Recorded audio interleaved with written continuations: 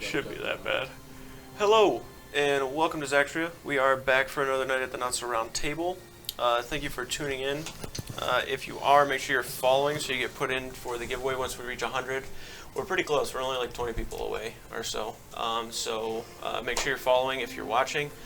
Once we reach 100 followers, if you are following, you put in a giveaway for a copy of whatever the most recent D&D book released is, which at that point would probably be Monsters of the Multiverse. So if you want that book for free, follow for a chance. If you're subscribing at that point, you get a voucher for a custom mini from Hero Forge. And also, speaking of followers, our recent followers, we didn't get to shout them out last week because the stream was not working well, but Coors Fett, it's Courtney, and Studio LC3, so thank you for following, appreciate it, and you are officially put in the giveaway. But other than that, check out our YouTube. There's a bunch of VODs all the way up until episode 80, I believe, on there right now, as well as some podcasts and other D&D games and other RPGs. So, without further ado, last we had left off, you guys made your way to the third layer of hell, Minaros, which was inhabited by Gragda, who was the ruler of that lair, a kind of self-proclaimed god of pestilence and disease. You traveled across the lair and found some sort of large ziggurat-type building after some travel and investigation. Made your way through various levels of it across several different trials throughout it, before encountering Gragda himself and the purpose for you being there, the beacon itself. The beacon, you guys were able to figure out the way to properly destroy it, or at least seemingly destroy it, and also defeat Gragda and fulfill your contract that you had with Gixia in order to kind of be rid of that. And you are very confident that it is sealed and kind of gone, so you don't have anything to worry about in regards to that. After leaving there, via plane shift, I believe it was, you guys made your way back to the material plane in Zaxria in the holy city of Teneveth. Now that you have returned to Teneveth, although you defeated Gragda and seemingly destroyed the beacon in Minaros, there is something about the climate of Zaxria now where you don't feel that same relief that you felt before when completing a quest. Something is looming over you, and all of you feel it for sure. Aside from whatever personal demons you may face, you know that there is much worse ahead, and that now is not the time to slow down in your offense against the culling that approaches. Teneveth is busy, but still peaceful. There are hundreds of people here within the closed city walls at this point, and it takes at least 2 nights for those of you with plague points to be healed and feel back to normal. Food is served, cots are provided to you, as you are within the city. The first day you are here, upon your initial arrival, which is where we're going to go into right now, everyone very quickly seeks medical attention that needs it, and others are given it that aren't able to really seek it themselves. Some of you kind of branch out to go and take care of your own tasks in preparation for what may be next. So I do believe that Azrael went to the Temple of Kubraxith. Zar is being treated currently, but after being treated, I think he's planning on going to his temple. Skip, you said you were doing something, but I don't remember what it was exactly. I'm going to the Forge Clerics to get prepared. Okay, you're going to the Temple of Perforos then. Okay, so aside from those 3 that kind of declared where they were headed, I think he's also being healed, right? In Moldrak. okay. I had 4. Oof. Okay. Yeah. Yeah, so I think definitely. Chelonia he was just hanging on me. Okay. Is there anything you were doing? I just finished talking to her. I was going to find them. Okay, sounds good. It's just flowing nicely then. Ander and Chelonia, the 2 of you make your way out of the Goldlit Sanctum, where you had just spoke with High Priestess Kylaria and gave her a pretty detailed and elaborate explanation as to what you have been doing the past few days. And it has only been a few days that you have been away from here, and it feels like it has been much, much longer. So do you have the last date that you guys had there, Shab? Why don't you ask me? It's the 33rd. Okay. So 3 days beyond that, or were you on track? Yeah, that was. We spent this whole day was. Yeah. The whole journey was all one day. Right. The third layer. Yes. Okay. We slept one day. Okay, well, it might have been the 32nd then. Yeah. 33rd then. I think it's the early 30s date-wise. I'll figure it out more later on. But you are probably less than, because you're in the 78th year right now? 78 or 77? Oh, we're in 77th. I don't think we're in the 78th. I believe it's 77. Yeah. What year don't we want? The world ends in the 78th. I don't know. The world's gonna attempt to end in the 78th. Sorry. 80th. It's the 80th. 80th? Okay, it's 80th. Blood moon's the 80th. Yeah, but you are approaching the end Then of the. it is the Yeah, you are approaching the end of the 78th year. It is the 78th, not the 77th. The end of that year, and although you feel that 2 years, whatever, that's a reasonable amount of time. It feels like it could probably go pretty fast just based upon things that you may have to take care of, whether it be travel or whatever it is. So the sense of urgency is just kind of there and stays there for the most part. So aside from just resting and gaining your bearings, some of you are still trying to think of, okay, what is next? And Andrew and Trelawney, you two are really the only two that are fully coherent to some degree right now.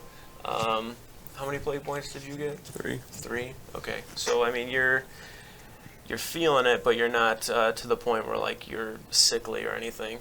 You're just kind of run down. I think you ended up having the most at the end of that, right? I had 4. Yeah, I don't know what everybody else had, but it's gonna take at least 2 days of you guys. 7.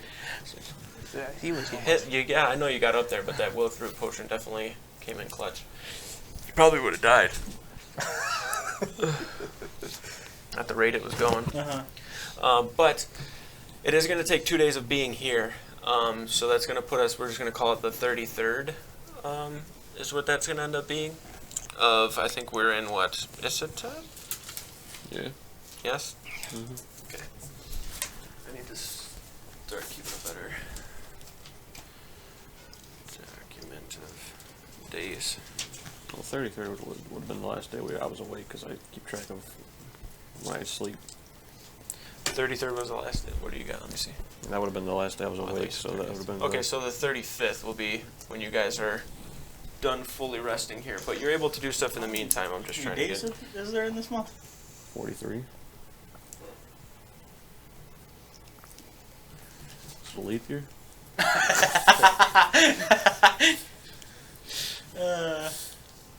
Leap years only happen on the blood moon. Fuck.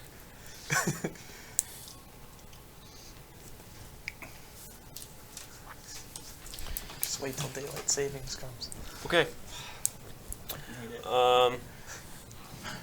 At this point, you and Cholon, you make your way over to the tents where Moldrak, Czar, and Connor were kind of ushered and taken off to. Were you just going straight to the temple, or were you going to go... Yeah, I was right there. Okay. Gotcha. Just trying to spread the plague onto them. Eyeball. Got something in it. Okay. But the two of you make your way over towards the tents after speaking with her, and you can actually see them being helped into the very beginning part of this large... It's not really like specifically a medical tent. It just seems to be an all-purpose area where anybody in need of pretty much anything can kind of just stop into. And you can see that it's still being set up. There's various crates that are being unpacked with materials for tents, like large canvases, stakes, poles, support beams, whatever it may be. Everything is still in the process of being set up to some degree. You can see somebody that you guys have seen before but are not super familiar with, Jacoby. He's this kind of like pudgier, bald individual that taught Skip a lot of stuff when it refers to medicine. He just seems to be one of the scholars that is from the Lyceum and is probably brought here or here for some reason. Or he was in Kurzer, which is the kind of dwarven lyceum of sorts, if you would, where Delbert Fleming's kind of is for the most part. But you can see him on the front lines helping a bunch of people that are in here. And as you walk in here, Andrew, you can see that there are actually pretty close to 20 or 30 or so people in cots. And half of them you're not really sure if they're even alive or not. You can see very charred bodies, wounds, like deep wounds on them. You're assuming that some of these people are probably coming from Brunswick and are pretty, like, you're pretty close to being the time that they probably would have got here to Teneveth, just with the way that the timeline works out and the amount of travel it takes for them to get here. They look very, very badly hurt. They are tore up from the floor up to say, like, they're from the bottom of their feet all the way up to their heads. Kill every Like, single one and put them out of their misery. they have severe burns, like full thickness burns, to where, like, on some of them you can see, like, the elbow area. You look over at somebody in a cot and you can see the bone underneath where it has, like, completely burned through, and they're just laying down and you can see the eyes open and you're sure that they are dead. You keep looking around and I don't look around, I just stop, actually. Then you just look down and kind of avert your gaze to not look at everything around. You realize that these are a lot of people that you may have been able to help, but in the grand scheme of things, probably wouldn't have done much by you just sticking around there. Brunswick was pretty much already gone by the time you guys had got there. You can hear screams coming from a lot of people that are being tended to. A lot of the wounds, like the burns, that are being debrided as best they can. A lot of the screams you can hear slowly start to wind down as people either pass out from shock or just die on the tables that they're on.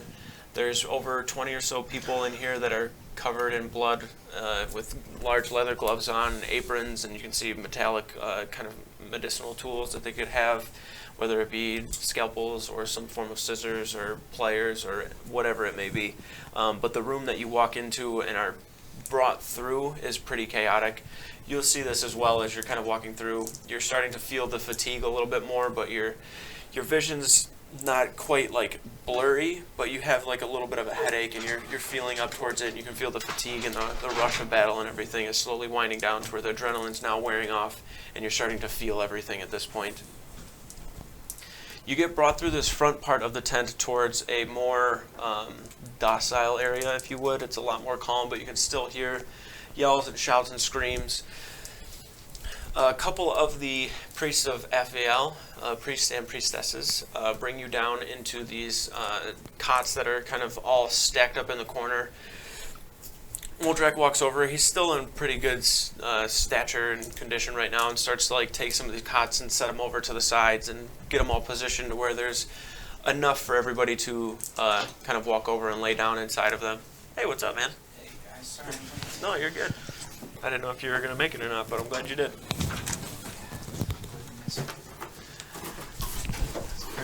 Are you your dice? Or You had a little dice debacle. We didn't know who had are what. any of these yours? I don't think so. Okay. Yeah, probably. I usually put mine.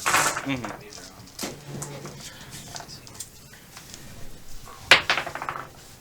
Yeah, I think you should be good. Sorry.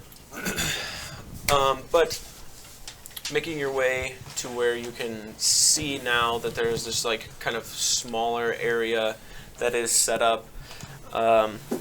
It seems that not a lot of people have been brought into this portion of the medical tent or these large tents that are just set up in general. But from what you can tell, people are slowly starting to congregate and move towards Teneveth, especially you'd assume after all of the, not rumors, but all of the stories and things that are being told and spread across Zaxria of, it's kind of like the cat's out of the bag at this point. Like a lot of people probably are aware of what is going on, and there's still a bit of secrecy to you guys keeping information from people to like not cause too much panic. But this is like the place everybody's going to want to be, you know, like everybody is trying to get to here. But where you are right now, you seem to be out of the way of most everybody, and there are some priests and priestesses that are tending to those of you that need medical attention. So at this point,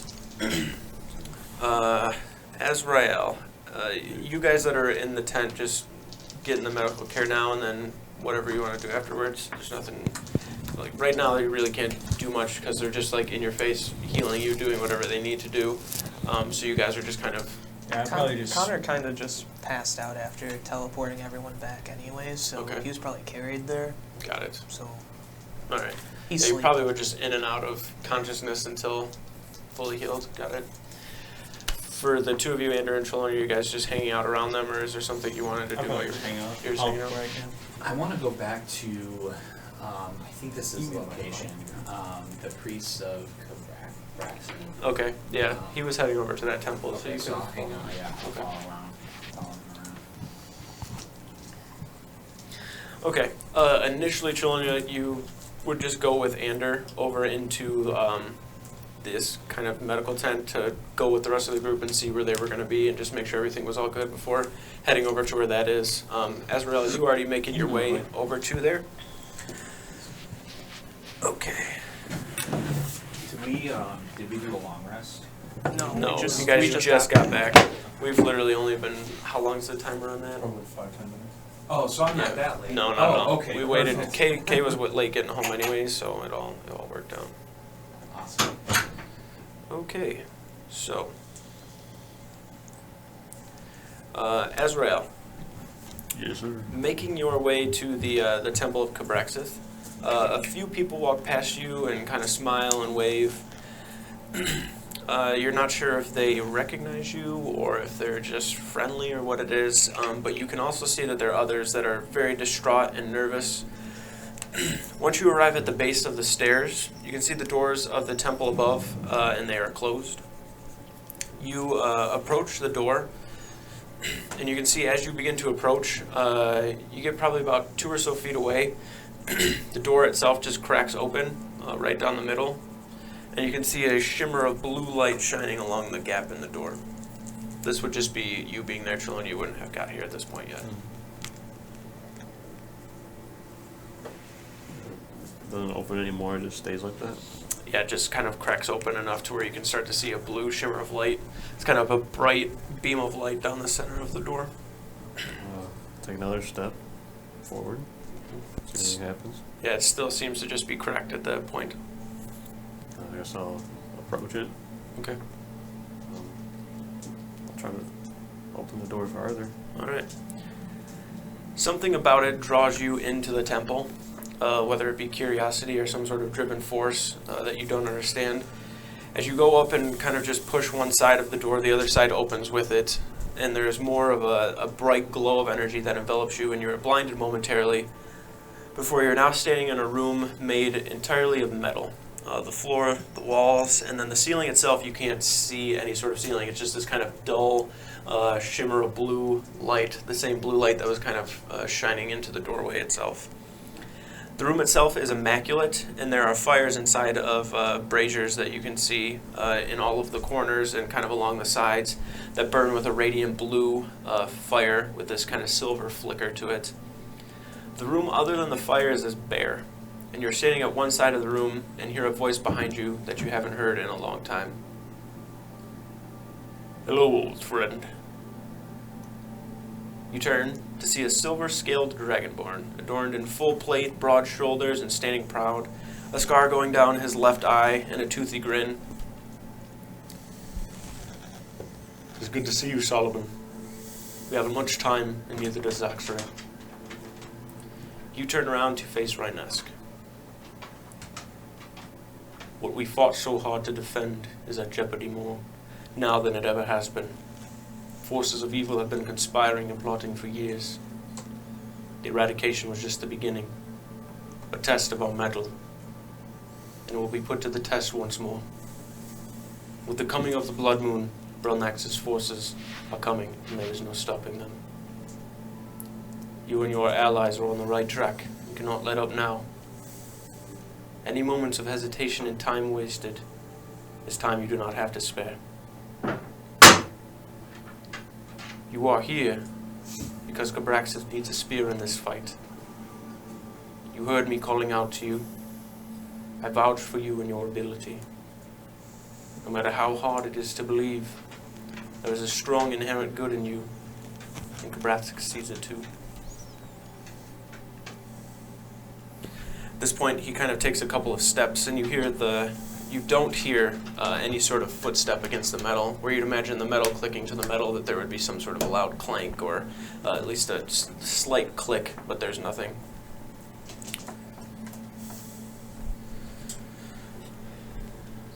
During the siege on Teneveth, I called you Azrael, and you adopted the name as your own. The walls of the room at this point go from a bare reflective metal sheen to showing you and Rhinesk standing behind barricades on a rampart. You can see it's kind of almost like a projector screen against the metal, showing the two of you. You can see battle ensuing around you, and it is silent as you look to one another. With the look of war about you, this is like on the projected image that you can see, Rhinesk looking to you and nodding. You remember this moment, and you remember it being just moments before you shot the final blow towards Andrezu. You know where Andrezu was on the battlefield and knew that you needed to kind of do something and do it quickly as the tides were kind of turning against Teneveth. Looking at yourself, you see yourself breathing slowly. You hear Rhinesk's voice as he says a quick prayer to himself before addressing you. His head down, you hear him. Now is the time, Cabraxis. Give us your power so we may be the spear that strikes the heart of evil, so we may stand triumphant against the evil that comes here today. And he screams out, grant us your blessing! And in that moment, you felt something in yourself. You stood up, pointed your crossbow out at Andrezu, and let out a ferocious yell, and the bolt left the crossbow. You watched it strike true, killing Andrezu as he faded into ash amongst the battlefield, and the tide of battle almost turning immediately. Rhinesk looking at you. Ha ha ha! Cabraxis, save us through you, Azrael! You look to him with kind of this look of confusion, asking him who Azrael is. You, my friend, the angel of death. At this point, now the glimpse of the past fades from the walls, and Rhinesk addresses you once more. It was then that Cabraxis saw the potential within you to be a spear for good, to vindicate evil. I saw it as well. It's the very reason you are here before me in this moment, or at least the shimmer of myself. Cabraxis is giving you a chance to be something, more than you ever have been, maybe even something you sought out. It has been forced on you in moments where you needed it, but I'm here asking you now, Azrael, angel of death, slayer of demons, will you accept Cabraxis' blessing and embrace him as the true slayer of demons? Will you be the spear that strikes the heart of evil in his name? Will every fiend that falls to your blade, bolt, and bullet be in the name of Cabraxis? Pauses for a second, and feels the blood energy just circle around in his system, ringing in his ear.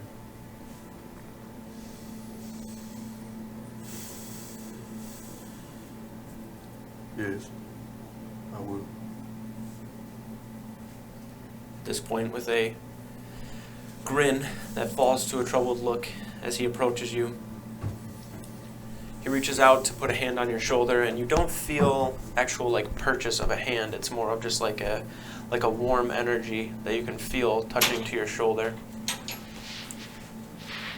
I know of the demons that haunt you and the terrible things you have done. This does not wash away those sins, but it is a start. A new beginning, one of purpose. I know of the hold over you, and believe truly that with your own free will, you would not have made any of those decisions that you were forced upon for all those years. You will have to fight, Azrael. Are you ready to fight, my friend? I am. With that, as he takes his hand to your chest, a bright blue light flashes.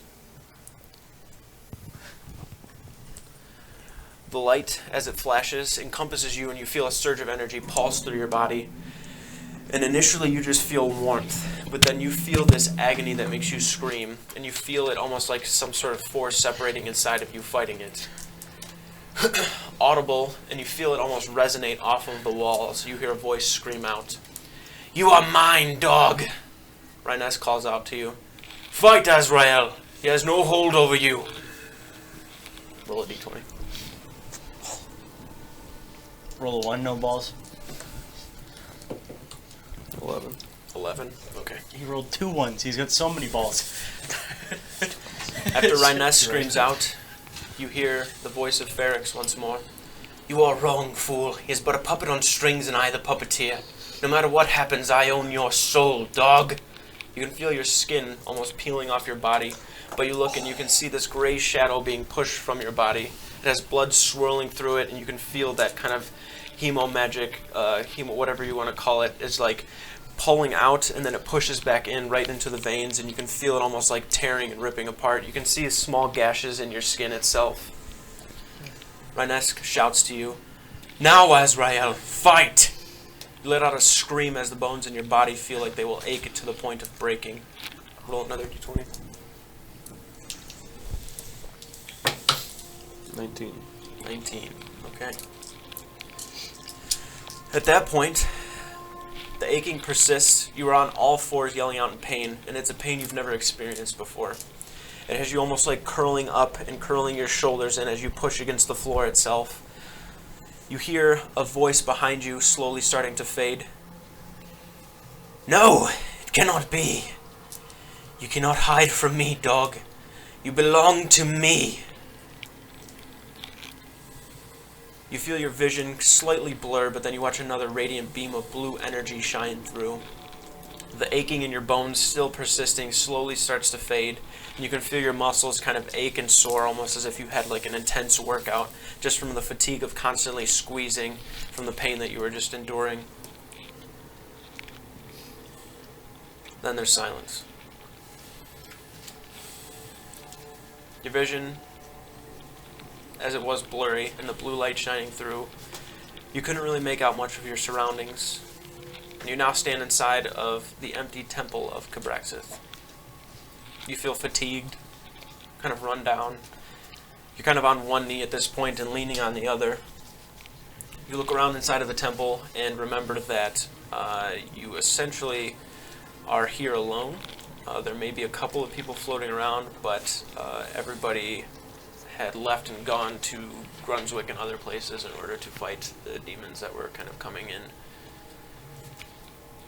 The door opens up on the far side, and you see the large turtle form of Chelonia stepping in. Chelonia, you step in, and you can see Azrael on a knee, sweating pretty heavily on the ground in the middle of this empty temple that you were heading to. You know what you just walked into. No. I will walk over, help him up. So he walks over. And then, are you okay?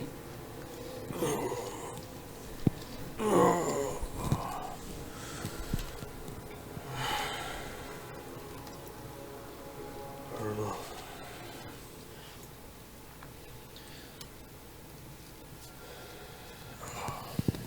I like slowly turn around, trying to like sit on the chairs at the tables there in the room.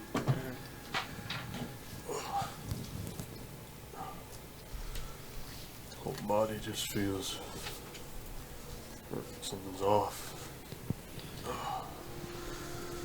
Like slide back in the chair. Can I use my intuit ability to see if if I can do anything to...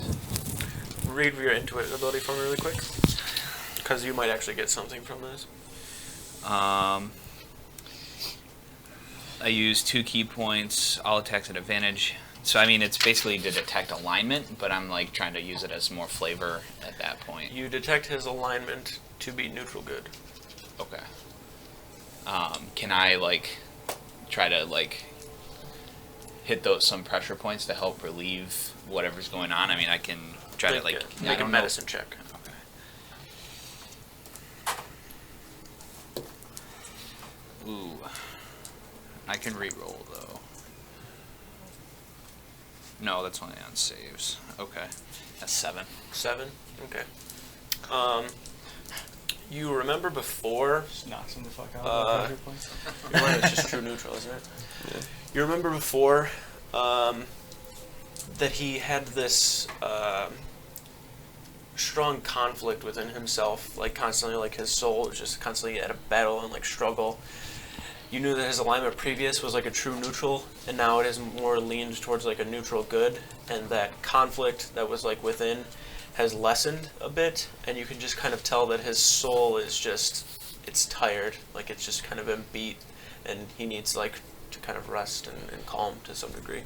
Okay, so to find that information out, when he's sitting in the chair, I kind of just poke him right in the third eye, and everything's gonna be okay. You know, your soul needs some rest. Sleep, friend. Then he knocks him the fuck out.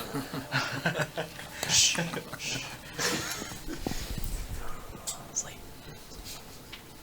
Nap time, bitch. So, alright, this.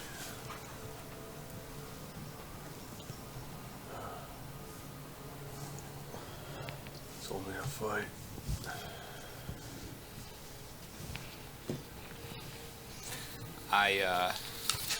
I pull out. I think I have this. Put it down. Okay, I pull out my explorer's pack and put like my bedroll on the floor. I kind of pick him up and lay him down and just put a hand on his chest and say, just sleep. Facts. Sleep. You can tell that he is saying some things, and to you some of it, none of it really adds up, but you're remembering everything he's saying, that he saw Rhydnesk and then Ferrex, and then that we have to fight, and then you're just kind of just like a shh, and like putting him down to kind of relax and rest. Within the temple here, originally coming to look for some priests or priestess of Cabraxith, you're looking around, and the temple itself is actually emptied. The last time both of you were here, you're recalling that the battle priestess that was here, Battle Priestess Cordelia, was saying that they were pretty much all gearing up to go out and start fighting the demons that were just randomly kind of attacking and doing the best they could to help some people in places that they could, originally going to Grunswick, so you know that there's not really anybody here. Is there like a altar that I can go to? Mm-hmm. Okay. I know. I'm aware of like the pantheon and how gods can help through like Brian, right? Like just through witnessing it. Yeah. Okay. Skip. Sorry. So I'm gonna go up to the altar, and I don't really know what I'm doing, but I'm going to try to pray. So my end game is to try to exchange these evil souls that I have with whatever deity to see what, get more knowledge, or see if they can help or take them, and help them basically. Okay. Roll a religion check.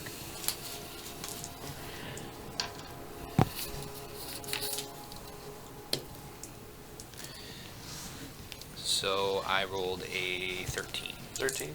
Okay. You approach the altar. You can see that there's both. It kind of is a dual purpose. You walk over and look at this altar. The altar itself, you can see at the bottom of it, it says "In memory of Rhydnesk," and it's being the name that you just heard Azrael kind of uttering. It says "A true warrior of Cabraxith, a spear of good." And then you can see underneath that there's like a lot of small like offerings and things. So you can see that it has, like I said, kind of this dual purposing where it offers both this shrine as well as a memorial to this individual that had lost their life. But as you sit here and take out the two orbs that you have, the one kind of green, almost slimy looking orb, and then the kind of black, purplish, shadowy one that you're holding in your hands. You're just kind of nodding your head, trying to communicate to some degree or have some sort of understanding. But there is just this connection that is not there, and probably will be very difficult to even form. seeing as how you already have like Revan that is. Yeah, my God, yeah. So there's just this kind of disconnect where you're not able to really communicate to what you're trying to figure out, and you're not even 100% sure if this is exactly the place to do it or who it is, but you definitely know that there's something there with these orbs and the soul like kind of collection ability that you seem to have, and it's just going to be more of searching and figuring it out. Yeah. Okay. You turn around and can see Azrael is just slumped on the floor in here. So it's up to you what you want to do from here. I'll just go to where he's sleeping and just, I mean, I don't sleep, so I'm just going to meditate and wait, and long rest, I guess. Okay. Yeah. Sounds good. All right. As the rest of you are at this point, aside from Skip, are pretty much taking your long rest at this point to kind of close out this day. When you guys would have arrived back here into the Golden Sanctum, it would have been night. So you are rolling into the night of the, what was it, the 33rd or 34th. Skip, as you're making your way over, let me see what I got here. I know I have something. Here we go. Okay. So as you start making your way over towards where the Temple of Perforos is, you know this temple because this is the temple where Sandon, Ender's brother, is working with the blacksmiths and people within here in order to create the defenses for Tenebeth itself and a few defenses for other kingdoms as well. Once you make your way inside, you are met by, well, actually coming in, there's this kind of orange glow coming from inside. You can see out of all of these kind of like prayer-type windows that are built on the side of the building. This building is built a lot like a, just like a cathedral-type church would be. It's just kind of like up. There's this large, kind of high arcing ceiling to it. There's a lot of Gothic architecture kind of elements to it. All of the windows on the side. As you get in, the ceiling itself is very high up, and you can see that there's a lot of vents at the top where all the smoke is like, even though it's making its way up there and venting outward, it's still, there's so much of it and it's so dense up there that it's still taking time to curl out. You can see in the middle area here, there's probably about a dozen or so of the blacksmiths that are at several anvils and forges that are all lined up against the walls. You can see over to the far backside, Sandon is sitting there and seems to be at a table where he's cranking down and tinkering. You can see this very, very large, kind of looks like a oblong kind of rail type shape. That's not really a great description. It almost looks like a track, like just like the frame of a track. Kind of, yeah. Kind of like the frame of a track without the actual tread on it. And he seems to be going to certain parts of it and just like cranking down with some sort of a tool. And then has like this almost socket wrench type tool that he's just like cranking around in big circles with two hands. But there's tons of people around in here. Imagine I look like the fucking suit of armor from Age of Ultron, just fucking melted and just walking through.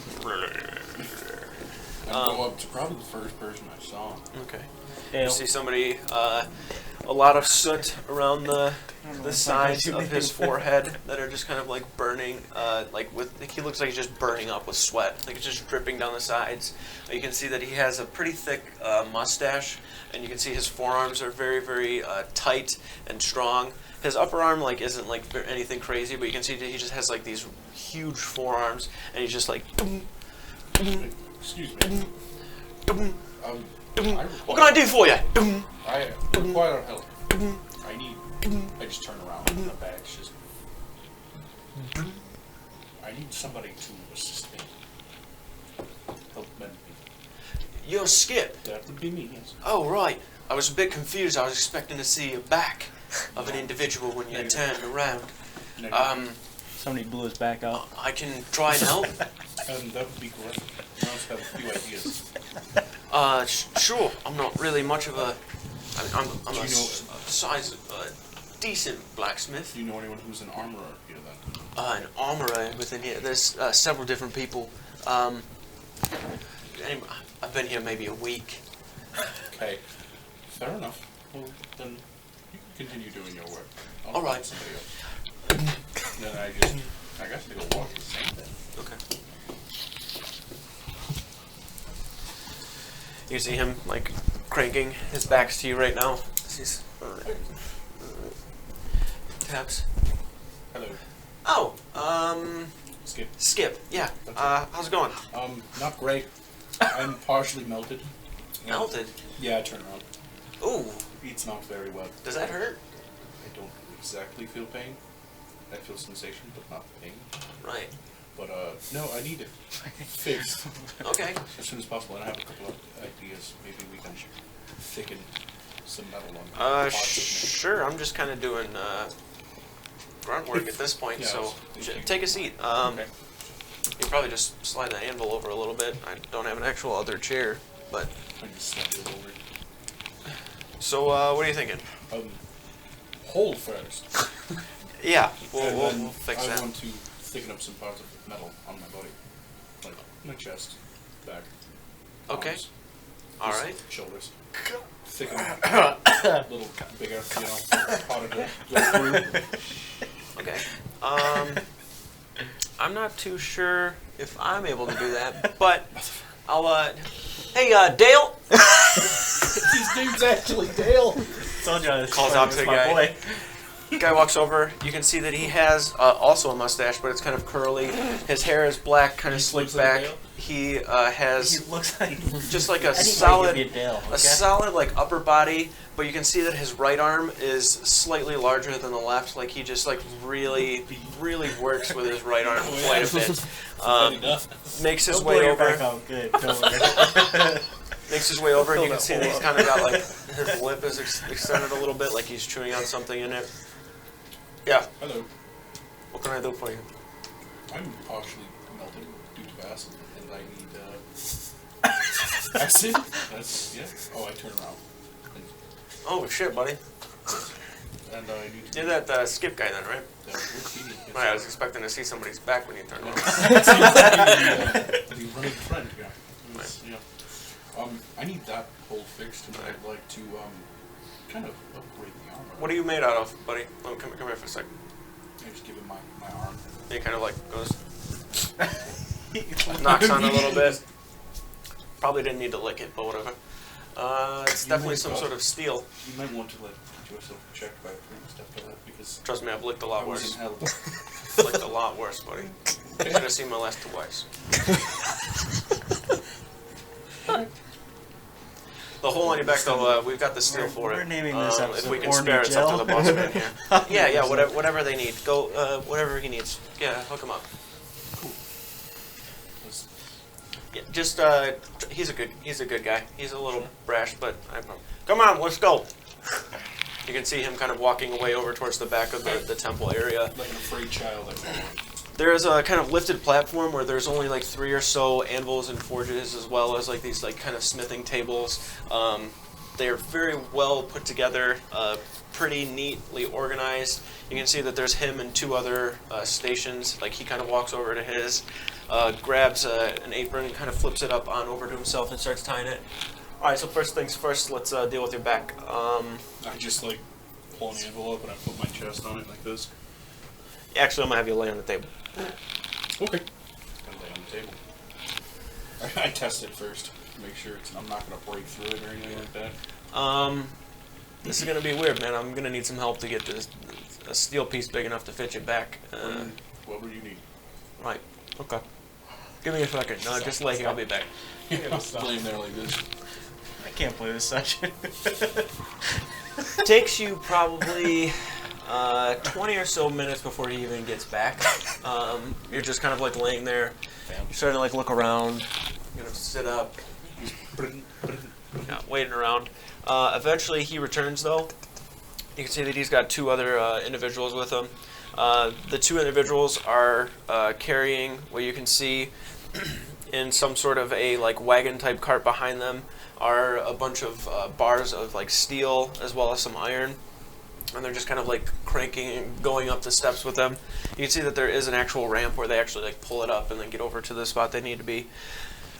He's like, yeah, they start dumping it in there. They start taking bars and throwing them into the forge to some degree. he starts making what you can see is some sort of a Cast. makeshift box that would be some sort of a cast that he's going to start to try to pour whatever it is in. He's doing it. It looks like he's eyeballing it. Like you're sitting up at first. He's like, "I need you to lay down, quick, come on." As you lay down, he's starting to like set this box up next to you and start to make some sort of a cast as best he can. Goes onto your back and like is taking what you can see is some sort of long piece of cloth. And as he takes it, he just like kind of holds it at one end, sets it down on the ground. Somebody walks over and marks it, and then he just starts laying this down to where the shape of your back, essentially your entire back, instead of just the hole, is being made to where he's kind of making this essentially like mold for your back. You can see that he starts to put inside of it some sort of material that you've seen before that people use within Zaxria for blacksmithing purposes. Moldrak has used it. It's just kind of this non-flammable clay, essentially, that has a very, very high heat tolerance, where he can start to kind of mold a shape inside of it. So the clay itself will probably also firm up from the heat itself, but it's not going to crack or break or pour through. So he's essentially putting these quick like divots into the bottom to where it's going to conform over the shoulder part of your body. Takes the kind of large melting pot, if you would, and puts the resin kind of the cast itself, where he's going to pour the mold or the hot liquid metal into, pours it into there, and as it starts to drop down, you can see it just filling up. It gets to a point where he actually has to rock it back and then wait for it to slowly settle down in some spots, and then pours it once more, rolls it back, and then he's got these two very large handles on it. "Hey, grab the other side," he tells the other guy, and then they start to pull it out. As they do, he takes these bellows and starts to kind of push underneath, and you can see the metal in some spots kind of bubble and rise a bit. And you watch this whole process ensue, where he eventually gets this complete cast of your back kind of made up. And then you can see in the bottom, he just like puts a quick stamp on it, and then throws it up onto your shoulder. The symbol that you see, let me see where it's at on here. It's essentially just an anvil with a hammer on it at an angle. It's the holy symbol of Perforos, and you'd imagine that there's probably no way around you getting that not on there. I'm out here collecting holy symbols. Just because it's probably just something that they're taught and is very natural to them after they complete something to put the symbol of Perforos upon it. You can put that on the inside. Oh. As you are sitting there, he kind of, "All right, on your back, bud." Lay on my back? Or Yeah, I wanted to test something really quick. I lay on my back. As you lay on your back, he takes the piece that he has and kind of like sets it onto your chest to see how well it fits. And it seems like it fits kind of well. It doesn't really sit very good on the chest portion because it's kind of raised out a bit more, as opposed to where your back is kind of like this smooth drop down to your waist. Fuck, that's not going to work. All right, on your stomach. You feel the heavy piece of steel and you hear them kind of like... You feel it hit, you kind of... You don't squish down, but you feel the impact and the weight of it pushing down. You can feel that pressure against there. He then begins to take what is essentially medieval welding, if you would. He's pretty much got this very, very large metallic tube that he is like slowly like curling and compressing to go along the edges, and then he's taking a metal scraper and like pushing it into it to cause it to just adhere as best it can, and you can feel like that. Imagine it's like being in a tattoo. Yeah, it's very rough. Eventually, after probably like a good tattoo is 3 hot hours steel based. of them working on you, the back piece is fully placed on. You stand up and kind of, you feel a slight like kink in your shoulders, like you can't have this full mobility that you used to, but it's not going to hinder you in any way. It's just something you're going to have to get used to, and you feel yourself constantly doing like this. You now do less damage. You don't have the detriment to your AC from behind you anymore. Good. And then another thing I was bringing up with Sendin. Yeah. I'd like to thicken the metal on my actual arms, torso, maybe some type of collar. Thicken the metal up. All right. Harder for somebody to pierce a sword through. It's a little difficult to metal on metal, like layer it, you know. But we could probably just make another what we just did and slap that on the front. If it this look like shit? Yeah. Yeah, well, slow down for a second. It's not going to look like shit if your back looks pretty good for what I was working with, okay? You had a hole about this big with metal just floating on your back. I can't see it, so. I did pretty well with what I had to work with, okay? Don't come in here and insult me. I'm not insulting. Insulting what You think. shouldn't assault me either. That's not cool. What? You said assault, didn't you? Yeah. Yeah, what you that's said. to attack someone. That's what you said. I said insult. Oh, It's the accent. it's louder. Yeah, I kind of confused. But Right. well. Well, if you want it on the front too, I can get that done. Maybe just the shoulders and the whole collar thing. All right. What are you looking for exactly? A little something that goes around and comes here, so that it's harder to get in. You know what I mean? Kind of like a. He's I don't know the exact word for it. All right, so he probably has about no neck. yay high. Yes. All right, because you don't want it up here, because then No. you can't see. Higher in the back, and then it comes down. All right. It makes that. All right. I mean, if you got time to hang around, it'll probably take me a few hours. So. Don't age. His watch. Just his magical watch. I do not age. I sit down. All right. We'll get through it then. All right. So, So It's about you're right pretty now. much in the body shop right now, Yeah. getting work done.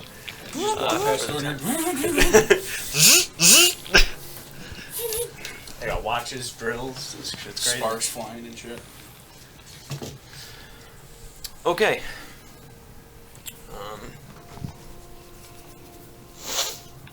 Roll checks for these guys. Oh god. He's probably checks for him. Come on. Hey guys. Okay. They messed up. We'll get to you the next morning. They welded like a my neck neck. brace. It's like the old Batman cowl. Right. You're just like you're Brock Lesnar if he Yeah. was a metallic. I'm on Alright. my way. But you guys. I'm on my way.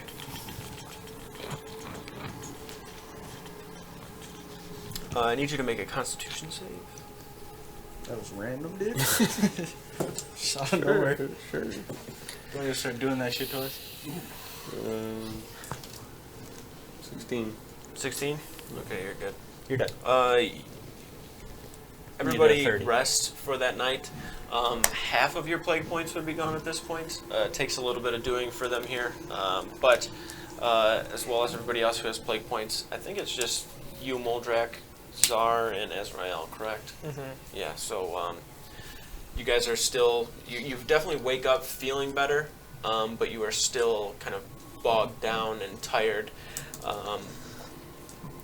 I've never had a hangover, but I'd say it's probably pretty equivalent to having some sort of a hangover type deal, and your head is, it's not pounding or anything, you just feel super lightheaded, like constantly. It's almost like you're dehydrated to a degree. Like your body has just been like fighting whatever was inside you, like whatever virus you had, and you're at this point like, you don't want to exert yourself at all right now. You really just want to relax and try to regain your strength as best you can. Sleep check still. Yes, please, if you would. 20. Okay. Success.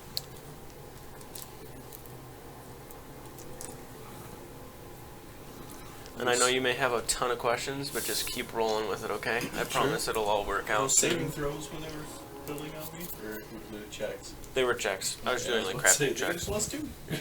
I was doing crafting checks. I had to do the percentage one first, and then the... Okay. So... For like you, Moldrak, and Zarvax, you guys wake up and you're starting to feel better to some degree. Chelonia, you within the temple with Azrael, you'd notice him sleeping pretty peacefully. You would know from traveling with him over time that he definitely has some nights where he's like tossing and turning and restless, but he just seems almost like comatose at this point, like he's just done for, he's out. Doing mirror checks, you know, every few Yeah, right. hours to Yeah. make sure he's still alive. Yeah. You have 3 plague points? Yeah. Okay. So you wake up eventually. That's good to know. You, as you get up though, you're like sweating. You have cold sweats. You kind of feel a little bit achy. Your vision's blurry. You can feel your neck is very, very tight and kind of kinked. Not sure if it's from the plague or the hard rock floor that you rested on. But the bedroll definitely helped. Can make it comfy. Were you staying in the temple while he was sleeping, or would you make your way out? No, I'll stay till he wakes up. Okay. Is there any way while I was waiting that I could do like a prayer to my God? For sure. Okay. Yeah. I'd probably do that at some point during the night. Okay. What are you seeking or looking for exactly? Well, I mean, it's a God of souls, so I mean, I'm, not necessarily trying to find the answers to what these are because I have a good idea, but like what I could use them for, I guess, would be more so what I'm trying to figure out. Okay. Like whether it's currency in the hells or if there's some sort of control aspect, or like what are these useful for, if she can tell me or help me guide me Okay. to that. Go ahead and make a religion check for that. That is a 23. Much better. Nice. Yes. Okay. Revan, who you kind of seek and are very well connected to through your people and everything, and most of your interactions with her have all been through some form of ritual. Is there anything ritualistic that you would like to try to do while you are attempting to contact her? Yeah, Like something so you think that you would kind of have adopted from your tribe or whatever you like to call it? yeah, so I take the bag of sand from the desert that I'm from and spread it in a circle around myself in the symbol of her symbol and sit in the middle of it. All right. And essentially her symbol is, instead of like a eye going like this way, it's like just straight up and down with a line through the center of it, almost to like make some sort of a cross, Okay. if you would. Yeah. So essentially, as you are performing your ritual here, you know that you have, it's very difficult to connect in the same ways that you previously did, if that makes sense. Like everything was always like this large tribal kind of ritual that everybody would do together, and with everybody's kind of combined energy and efforts, that there would be some sort of message or whatever it may be. Most of the time she communicated to you guys was through some sort of Like clairvoyant kind vision. of visions that she would send, and then it would just kind of be interpreted to you as best you could understand. At this point now, as you're sitting here to yourself, it is completely silent within this temple. You definitely feel like there's like a little bit of static, just because you're within another deity's temple attempting to contact your own.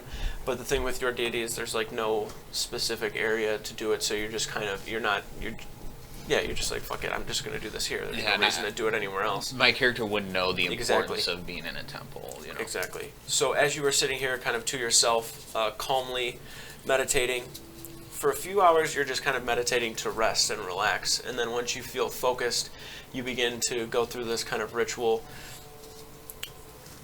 You don't have any sort of voice come to you. You don't have any sort of like vision or any huge sign that just like washes over you and it's like, oh, that makes sense. Right. It's this kind of intrinsic thing where like within your own being, you're kind of granted knowledge to a degree of like an understanding, if you would, kind of like this enlightenment to your own soul in a way.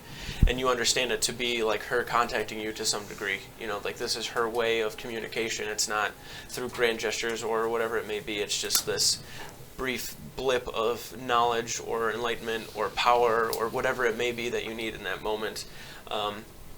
Through granting you that, you understand from her that your capabilities are definitely directly related to her to some degree.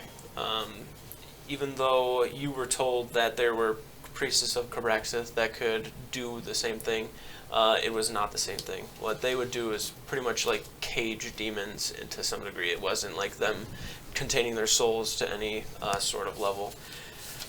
What you can do, though, is essentially the only thing that you can really glean from this is that you're putting the soul in some sort of a form of like a stasis. Okay. So you don't think that it's dead or anything, that it's just like in some sort of stasis. Do I feel if they can, like, if I could control or release them from that stasis? Can I feel, does she... I will tell you for sure that you know that you're not going to be able to, like, you containing them within there does not affect their allegiance. being or their allegiance in any sort of way. Okay. It is not a Pokeball by any means. Got it. Yeah. I feel like Go that's where slime guy. Yeah. No, it's not. It doesn't seem to be You like self-destruct. Yeah. Just comes out and No, I guess I'm just trying to figure out like the like where the use of this comes in, because I feel like there wasn't anywhere in the Hells that was like a shop, right, where that would be working as currency. We were told that people would be interested in buying that kind of stuff down there, but we weren't aware of where to go or Right. anything like that. That's what I'm saying. Like, lower in the hells where you can. It was gigs, yeah. yeah, when we were in, I remember it happening. I just don't. I'm like, I'm kind We of. also didn't really search around too much after the whole. My character still doesn't understand the concept of like money as you guys know it, right? Because it doesn't matter to me. The money doesn't matter. So I'm trying to figure out, like, in my own brain, I'm trying to figure it out. All right. So for you, Put that down. yeah. Okay. So for you, essentially, I'm going to give you a little card with this, so it's easier for you. But through this ritual and like gleaning through Revan and being enlightened into your soul with this, you now have the ability Soul Containment. So essentially, as an action, so before, I want you to just like take out of your mind all of the ways that you kind of did it before, because that was just like the learning process of it. So to actually implement it as an action, so a creature with a challenge rating that is equal to your proficiency bonus or less can have its soul contained within an orb-like item, putting the creature in a stasis. The creature must have 25% or less HP, and a creature must make a con save equal to your spell save DC. So when it comes to the challenge rating of a creature, that's pretty much just like its difficulty level, if you would.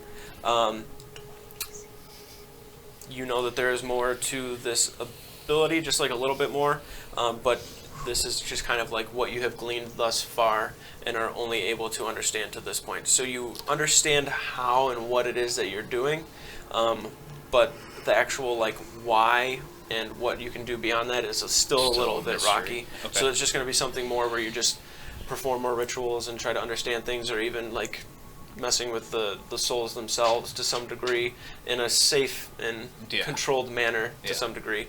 But you definitely glean a lot more by seeking out her guidance. Okay. As you finish up that ritual, maybe like an hour or so passes. You begin to like maybe collect some of the sand, so you're not wasting it or getting rid of it. Some of it is just you're not going to be picking up small granules off the floor. But you hear Azrael kind of rocking around, coming to, and he eventually sits up and starts like rolling his neck and his shoulders, and you can see him aching and trying to stretch.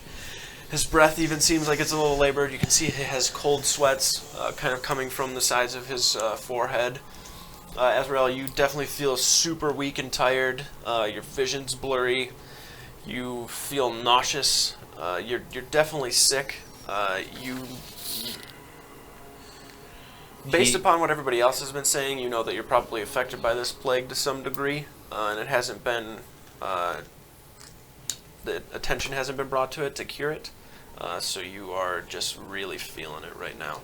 And you'd imagine you're also really feeling it because of the night before, everything that occurred. Mm-hmm.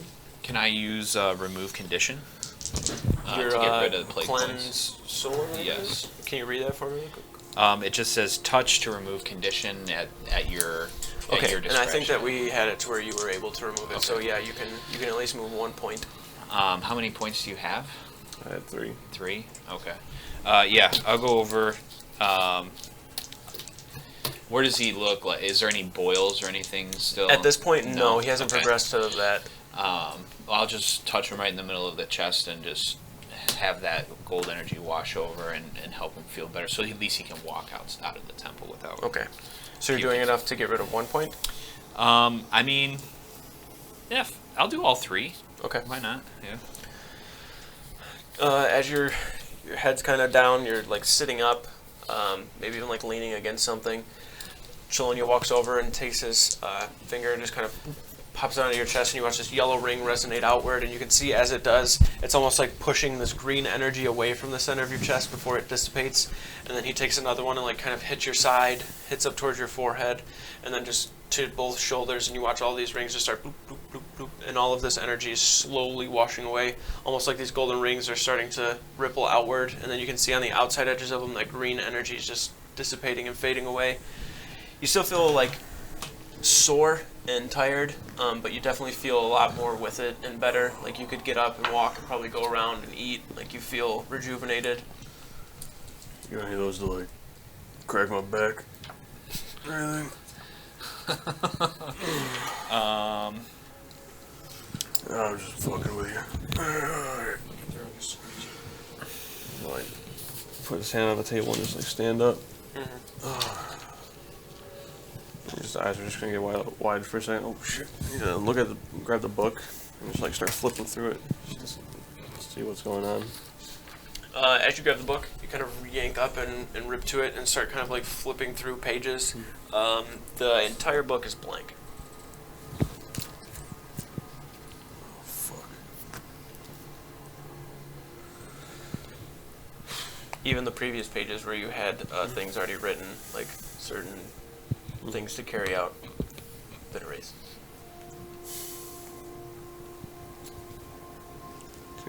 Try to undo the chain. Doesn't come off.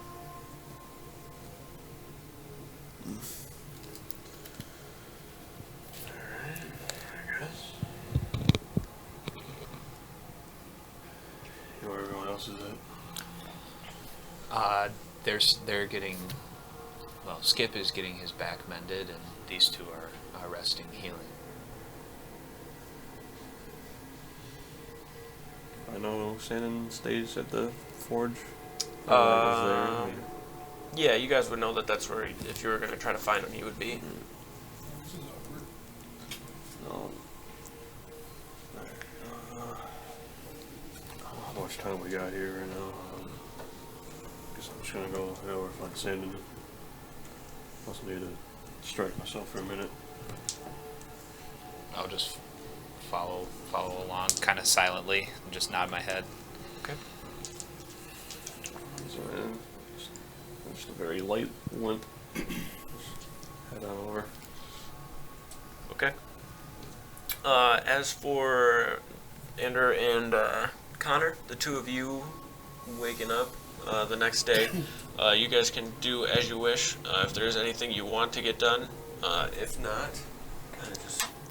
If Connor's still feeling under the weather, he doesn't feel comfortable going out around people. Okay. You probably would still, I guess, I'd have those two other plague points that aren't fully healed yet, so. Yeah, he doesn't feel comfortable, especially after how fast it spread through Port Rumenheim. Mm-hmm. He's just gonna try and stay away from people. Got it. All right. Ender, anything you want to do? No. No. Probably just chill around. Okay.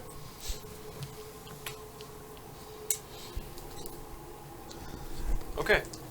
So, Skip, for you. You kind of spend the night within the forge there. You're there for quite a while. It's up to you. There's really no place to like sleep in there. So after the work on you is like completed, they don't really want you like just sitting in the corner or whatever. So they just kind of like usher you out to go rest wherever it is you need to rest after they complete whatever it is they need to upon you. The collar portion just didn't seem very feasible. Every time they tried to like attach it, and, like it just wanted to like bend. There was not a whole lot of structure to it, so they just kind of forego that. But not doing that, they were able to pretty well like put on the shoulder pads. It kind of gets a little bit more of a kink into it. You're starting to feel heavier, almost like blockier, but you could still move with pretty much the same dexterity as you previously were. The chest portion that they begin to work on is more of just like the upper portion and then like just the top part of the abdomen area of your body.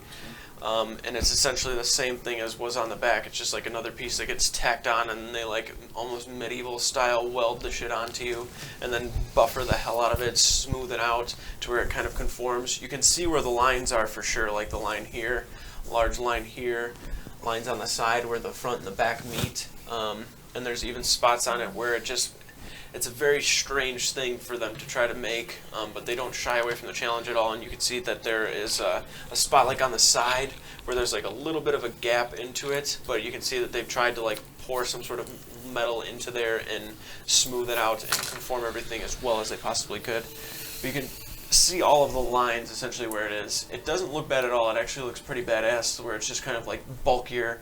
It definitely looks like you missed some leg days though, because your legs aren't like as like wide as they were. But I will tell you, so I'm gonna give you a +1 to your AC, just overall. That was the goal. But if you start to like mess with your legs too much, like if you put too much on there, you're probably gonna have a hindrance to either your dex or your movement. Okay. Just because you're heavy as shit. Yeah. Okay. Acceptable. All right. But Sacrifice on you are just much bulkier than you previously were. Thank God. All right. Cool. Where are you going to take your 4 hours or whatever it is you have to take? You're not? No. Okay, so you're not getting spell slots and stuff like that? Oh shit. Yeah, I guess I will. I guess I will. It's just kind of like. Go off. Just don't fall asleep in the scrap metal. I don't. Yeah. Kind of on blocks. Alright, It's weird. boys. I don't sleep. I just kind of like shut down and I can see everything around me while I'm like that. I just kind of like go off into go walk out and go off and like a push or something. Okay. No, you're definitely Your scrub metal. goddess is places there too. No, I don't want to go there. All right. Azrael, you make your way over to the temple. Right? You're going over to where We I found believe the Sandon goat to be. guy. What I see these guys pop up? Yeah, you. Trillian, where are you headed? I probably just follow Azrael. Okay. You can definitely tell that he's still like a little tired and fatigued, so you just kind of tag along just to make sure that he's gonna be fine, and not just black out and fall somewhere. You don't. You're all right. But you make your way over to the temple. You like shutting down. This is gonna be like the end of it, where you're kind of coming to. You can head over to the side. You guys watch this huge metallic clump stand up over in the Just bush. stand up and go, And it causes you to kind of like, what the fuck, look over at him. He steps out and you can see that he's just like, it literally looks like somebody tried to put a suit of armor on him and it didn't stay on, so they just melted it to him and conformed it and smoothed it out. It looks pretty good. He just looks like a bulkier Skip, like Skip went to prison and like came out. He's kind of. Hello. What the fuck? I decided that I wanted to be harder to pierce. So. I walk up and start like knocking on it and like It all falls listening. apart. Pretty solid.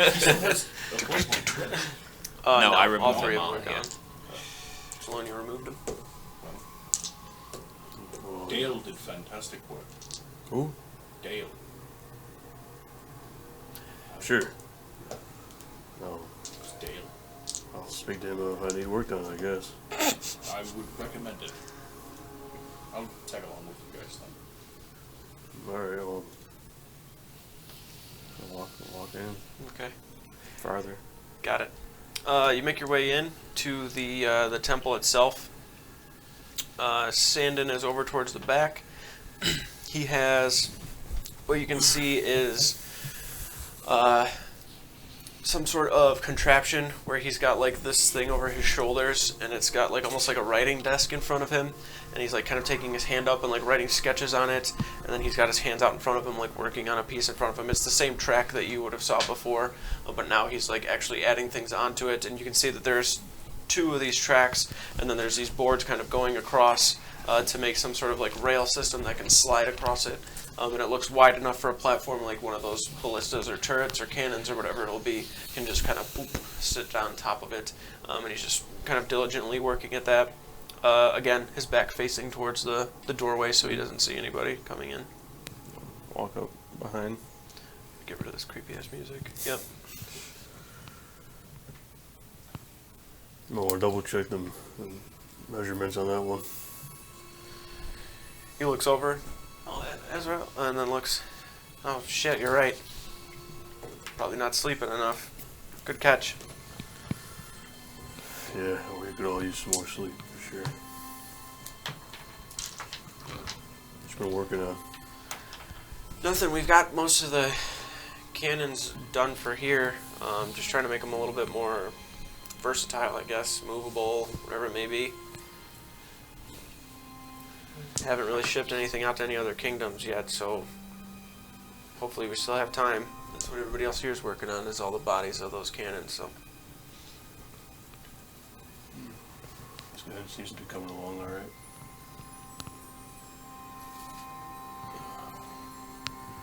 You spoke to anyone else yet? no, Skip. Oh, there you go. Skip was in here. Came out pretty good. I don't do shit like that, but like I said, Dale, he's one of the master armorers here, so he'll take care of pretty much anything you need blacksmithing wise. I will be back for sure. So you heard anything that's happened yet? From what, like with Brunswick and stuff? More, well, you know we were going, right? Yeah. Yeah. Wait, is Andrew okay? Yeah. Yeah. No, he's good. Oh, shit. He wasn't, but now he is. You came back to see him. No, we defeated Busy, okay? the third lord of the hell or whatever. No shit. So, well, it took a beating, but we're still here. Good. That's all. Yeah, a lot of acid there. Wouldn't take a trip there with any pieces of metal. Not a good vacation spot. I know you've been busy. Did you happen to work on any of those rounds I left you with? Those prints? Yeah, I actually sent them to the state because I thought you guys were gonna end up there. No. But yeah, there's some of those. In your sketch, the big Bertha rounds, right? Yeah. Yeah, I made I think like half a dozen of them or something maybe. Oh, I appreciate it. Yeah, they were pretty quick. It's just some other stuff came up, forgot to do more, and Alright. other than that, I couldn't really tackle too much. No, that's fine. I'm gonna need to head there anyway because I have a lot. I don't have any ammo anymore right now, so I need to make some. Alright. I appreciate it. Speaking of that, he kind of starts like looking around. I've made something for you because I was thinking of that. I used it when I forgot to give it to you, and you see him like look under the table that he has here. You can see the table that's here is actually like fairly new. You'd imagine like just by the way it looks, it was not intended to be in here at any point. It just seems to be like his workstation. There's a couple of like crates underneath it that have random shit piled into it. You can see him shuffling through. He like grabs papers, a couple of pieces of scrap metal, and then grabs like this kind of long rectangle that has like two handles and kind of opens up almost like a waffle iron.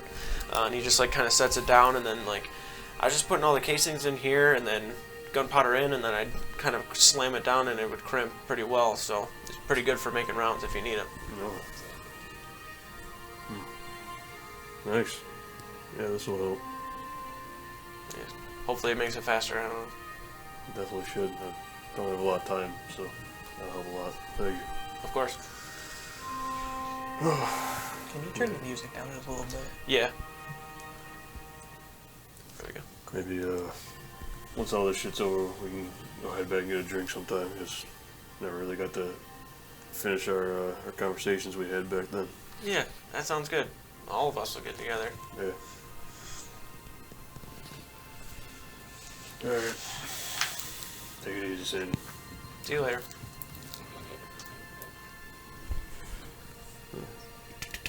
Head out. Find whoever I find first. Connor, Moldrak. Okay. I think Moldrak had 3 points too. I think everybody did. Just trying to gauge who would have been. He had 2. 2? Okay, so Moldrek would be feeling pretty good. Zar probably has like 1 or 2 as well. He was making an effort to not be in the fight for some of the Plague Bearer stuff, so he didn't really contract points that way. Pussy. Scratch my throat. But nonetheless, I think he today, regardless, I'm just going to say that he would have got healed at least enough to be out and about if he wanted to, but seeing you stay behind Connor, he just kind of follows suit and does the same. But lets you guys know that he needs to go to the temple before you guys leave at some point. But you guys make your way, Chelonia leading the way to where Ander, Connor, Zar, and Moldrek are currently resting. You can see that there are 2 or 3 people making their way out with like those kind of plague doctor masks as they walk out with aprons and such as well. And Chelonia kind of directs you guys in the attention of that being the tent that they're in. You guys make your way inside. You can see them resting inside of here. There's a bunch of cots and stuff set up. You guys just kind of gather around. Food is brought into here. Connor, for you, like you really can't eat much. It's hard to really even imagine you're going to be able to keep it down. But food is brought in here. There's a lot of just kind of like pulled chicken to some degree, like it's just kind of cooked chicken that's just been like ripped off of the actual carcass itself and thrown into a bowl with some potatoes and such, and it's just in this big bowl that gets brought to you guys. Just seems like a quick and kind of easy thing to make. It's kind of bland, a little dry, but nonetheless is sustenance for you, so you guys can sit here and discuss your next steps. As soon as I get in, detect poison and disease. Who has what? Is it like a certain radius or what is it? It's within. I don't know if it was touch or what it was. That's why I'm trying to. I got you. 1 second. I'll look at the spell. Poison and disease first 30 level. feet. Yeah, 30 feet, so I can see who's got it. Okay. Poison, poisonous creature, or disease. Okay, so Connor has 2. Yeah. Not anymore. I used 20 on my hit pool, or land hands pool to get rid of. Okay. Who else has some? I'm just gonna say Zar has 1 and Moldrek will have 1. Okay, use 10 for Zar Okay. and 10 for Mulder. We'll Okay. get rid of everybody's. Cool. Alright. Skip makes his way in.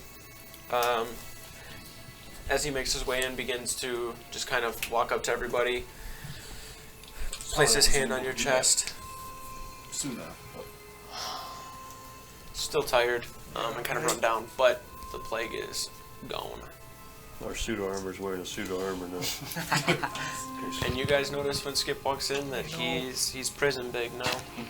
I wanted extra metal backbone so that I could eat harder to pierce with I thought my vision was just a little blurry. No, but it's true. I plan on going back and getting more armor. He's not gonna be able to move soon. We're gonna have to roll him into combat. I have an He's just idea. a ball. No, but I do. Jointed armor on the legs. Make him He talks like Wheels. Arnold after he's done. As soon as the last plate gets put on my leg, it's just, oh my god, I'm so good now. I'm large. We'll just put you on one of the tracks, like the fucking cannons are on. It's like a Titanfall. How's everyone feeling? Oh. Alright, I guess. Yeah, I feel that.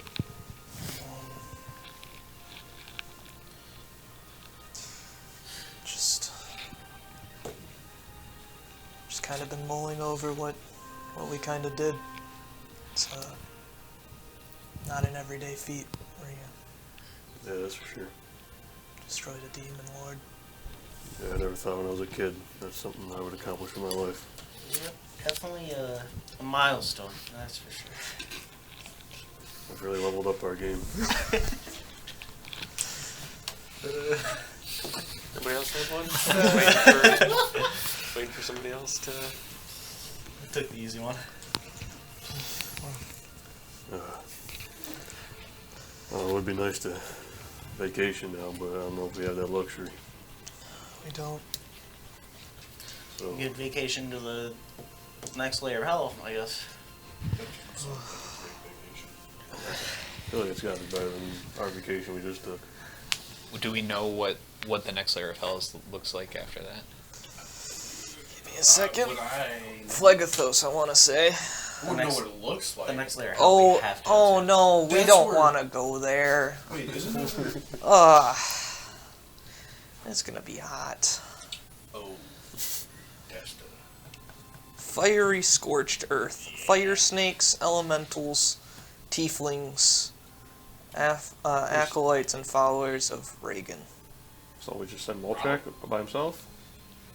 Yeah, he just 1v millions that fucking plane. Rehgyan is what I wrote down. Hopefully that's how it's spelled. Yeah, it's There- Reagan. We don't have a, Does he carry around a baseball bat and well, smash heads in? let me tell you. I got something really wrong before, Norm. The plane is called Cania. I thought it was something else, so, An African country. I thought it was Kenya. I was like, we really don't want to go to Kenya. No. Kenya's probably nice. Cancel. Probably a great place. Okay, but so Do we think it's one Phlegethos, of the planes we have to go to? Normal people in this tent? we kind of have to go It's to just you all guys. of Okay. them. Isn't that well? Well, the I would say second one- Phlegethos would probably be the best place to find a fire giant if we're looking for one too. Why are we looking for a fire giant? I mean, Fire Giant has the handle? Or no, the axe head. Still the axe head. Possibly. Of, what was that guy's name? Like it's our axe. He's like laying down. Storm's Rage. It was Theranos' ex. That's the one. Okay. I thought it was. Never mind.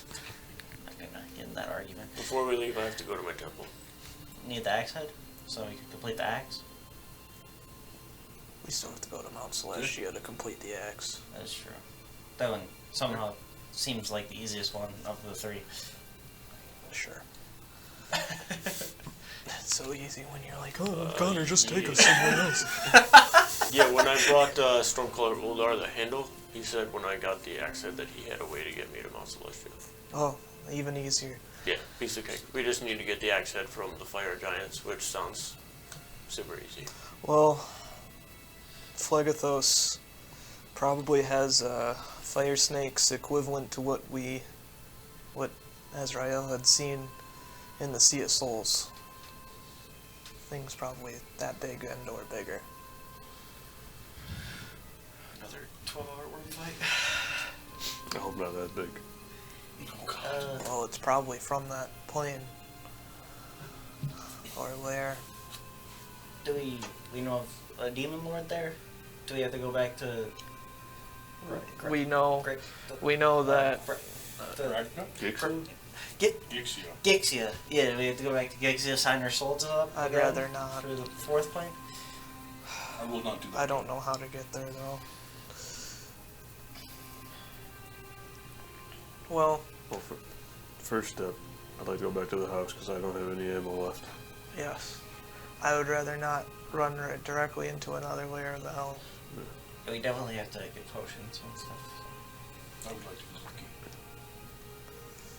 the But That's where the prison's going. Reagan, Didn't we? the ruler, Didn't he's, they get rid of all the people there or something? Didn't they move somewhere else?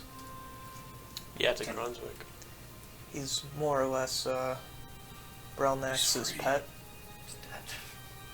I don't know about that. Sorry, those brows in there? Well, nice. The ruler of Phlegethos, Raygon. Rhaegon. Okay. Who's Browners? Have You're you listened joking, to right? No, I have. Did you Never ask who listened. Brownax was? Yeah. I'm so glad you've been paying attention for the last 2 years. Let's see where I can find you. That's 8, right? Yeah, I'm 7. 8's like a wasteland. He's been. Correct. For Ferrex. Yeah, Meldomini. Is 17. That's Yarena's lair of death. Which one? But you guys know that he is now on it. We have Phlegethos, Stegia, Malbolg, Maldomini, Cania, and then This is. yeah. Do we have to Masses. destroy all the beacons, or is this something where we can destroy a couple and then? I don't think we'll be able to destroy all the beacons. No. Doesn't have enough At this So- point, you know, the more you destroy, so the many easier it's stacks. going to be in the end. Yeah. We're Because just each- lessening the blow Exactly. for later on. So are there any layers of hells we would prefer to go to than others? Ones we I already prefer went not to. to go to any. I mean, yes, I'm with Connor on this one. but Okay. Well, I mean, what layers are best suited for our group? Do I know if they get like more None like of them. deadlier as you go up, or is it just I mean, different? like the last one Definitely with, does. with It's like the a hierarchy thing. plague Like, it points. just gets I was increasingly okay, but more you difficult. guys looked pretty sick. That was fine too. So is there any other advantages to that we could utilize in I'm not going to sure. some of those layers? I'm not sure. we Moldrak would just say, well, for me, I am immune to fire damage, so yeah. the fourth layer doesn't. I throw a torch at him. He just looks at it. Sounds. I didn't even light it. Again, just looks at it. Does like a. So, the main Immediate. issue that we're gonna run into is traversing to the. Well, actually, we can get to the fourth layer. Pretty easy. And how was that? Jump into a fire. No, we found the portal for it. That's right. We know where the portal is. Yep. Oh, we can just go in, close it, then you plane ship us out. That's not. No. That's not exactly how that one works. The portals, the pillar allows portals to be made, not is where the portals go. Yes. I totally. Have you not been paying attention? Fucking guy. Doesn't know what the fuck's going on. Did you just hear him 5 minutes ago ask who Brother was? Being from the desert, would my character know any ways to mitigate, like, or lessen, like, heat-related So obstacles? for you, you're naturally just have like a good. Like, would I know, you've like, a adapted recipe to for it. sunscreen, or, like, No. like an Shit. herb that would, like, help cool you off if you're in a... Do I know of a herb You that would know help what? cool you off? Water's pretty cool. I mean, for you, like I said though, like for you, like you just have I just deal What with is- it. adaptability to it. What is the equivalent to aloe is what we're asking. Aloe. You're the alchemy guy. That's and what I the said, herb but I guy. know. He wouldn't If you wanna know. He look in doesn't your have his book. book anymore. Oh, that hurts. I'm gonna go rob the Lyceum again. I But lost for, that book For too. you, like the heat really doesn't bother you too much. Make sure you breathe You've some never really eggs. had an issue with it before. Like Yeah. your need for water just isn't really There, there. yeah. So Doesn't- just one of those things where you don't really have remedies for it. And especially living with a bunch of other turtles, like it just It was doesn't, never yeah, an issue. So I'm gonna look over to Ander and say, do you have any? I see you mixing things, creating potions. Do you have anything to help us through the heat of the house? Can I try to remember? Should I've seen in the book? Like an intelligence check.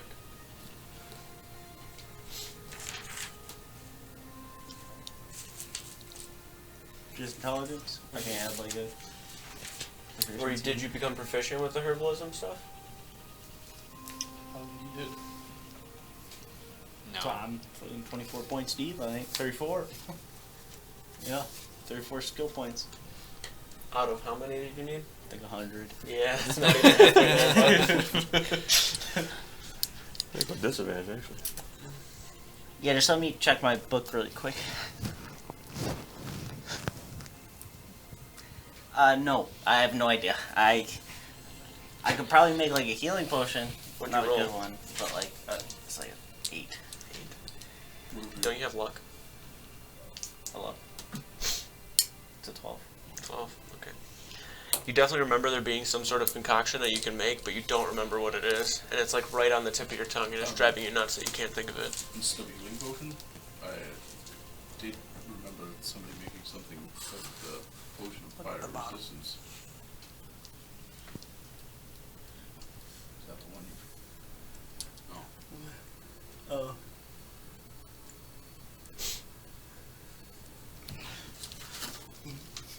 Oh yeah. Yeah. Yeah. You know who he is now? I already did. Okay. Andrew just doesn't know what's going on. Played what if a potion of fire resistance? You're thinking of something else. Doesn't sound right. There's something. I just can't. I remember seeing something in the book, but I like don't think that would hurt though. I was like grazing. I was like going through it, and I remember going past something. I just can't. Is there remember. anyone here in the city that we could go to help us? Probably not here. Keep. Where can we go to be prepared? I don't remember the professor's name. It's been years, but I remember there is one at the Heat that deals in herbalism, correct? There is For what? What are we looking for? I'm just trying to figure out. We something could that's gonna also- help with heat go, Like fire resistance something like that. or like healing, like I mean, I could give Fire people damage. resistances. Can't you help with? I mean, I can grant resistance, but at the detriment of key points. I mean, if I did it for the whole thing, I'd be out for the whole, even with You can buy Moldrek. potions that can grant resistance. That's what There I'm is- trying to get There at. is the potion lady in Arcanoria that probably She's pretty knows good. something. That's who taught me how to make healing potions. Well, you have to go back to the estate, right? So maybe while they do that, we can go and see if we can find some potions for the group. I'm going to the keep Moldrek anyway. should probably come with us. I'm going to the keep anyway. I can ask the professor there. And then we regroup once we're fully equipped and ready to go. Follow me to the estate. Or what do you think, Connor? You I don't know. I don't want to just go in there blind. We didn't have enough info on. Are we in the gold light section? You guys are in a medical tank in the middle of town about an empty one because it hasn't You been wanna- filled yet. well, Do maybe you wanna while go to, we're like Arcanoria or the Lyceum and like try to read about it or something. find out more. Is there someone you know that you can go to who can give you more information? No.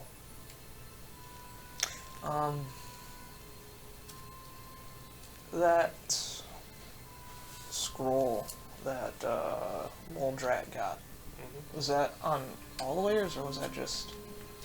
So, All of them, but the final. Okay, because I would probably ask him to look at that. Okay, you can look at it if you want to go and make an intelligence check. You watch Connor ask Moldrak for the scroll that was given to you guys by Gixia. Takes it from his bag. It's about yay wide, like this thick around. Kind of unrolls, unravels into this very old, leathery kind of parchment. I would use comprehend language on myself too. Okay. Just in case I can't read, which I probably wouldn't be able to.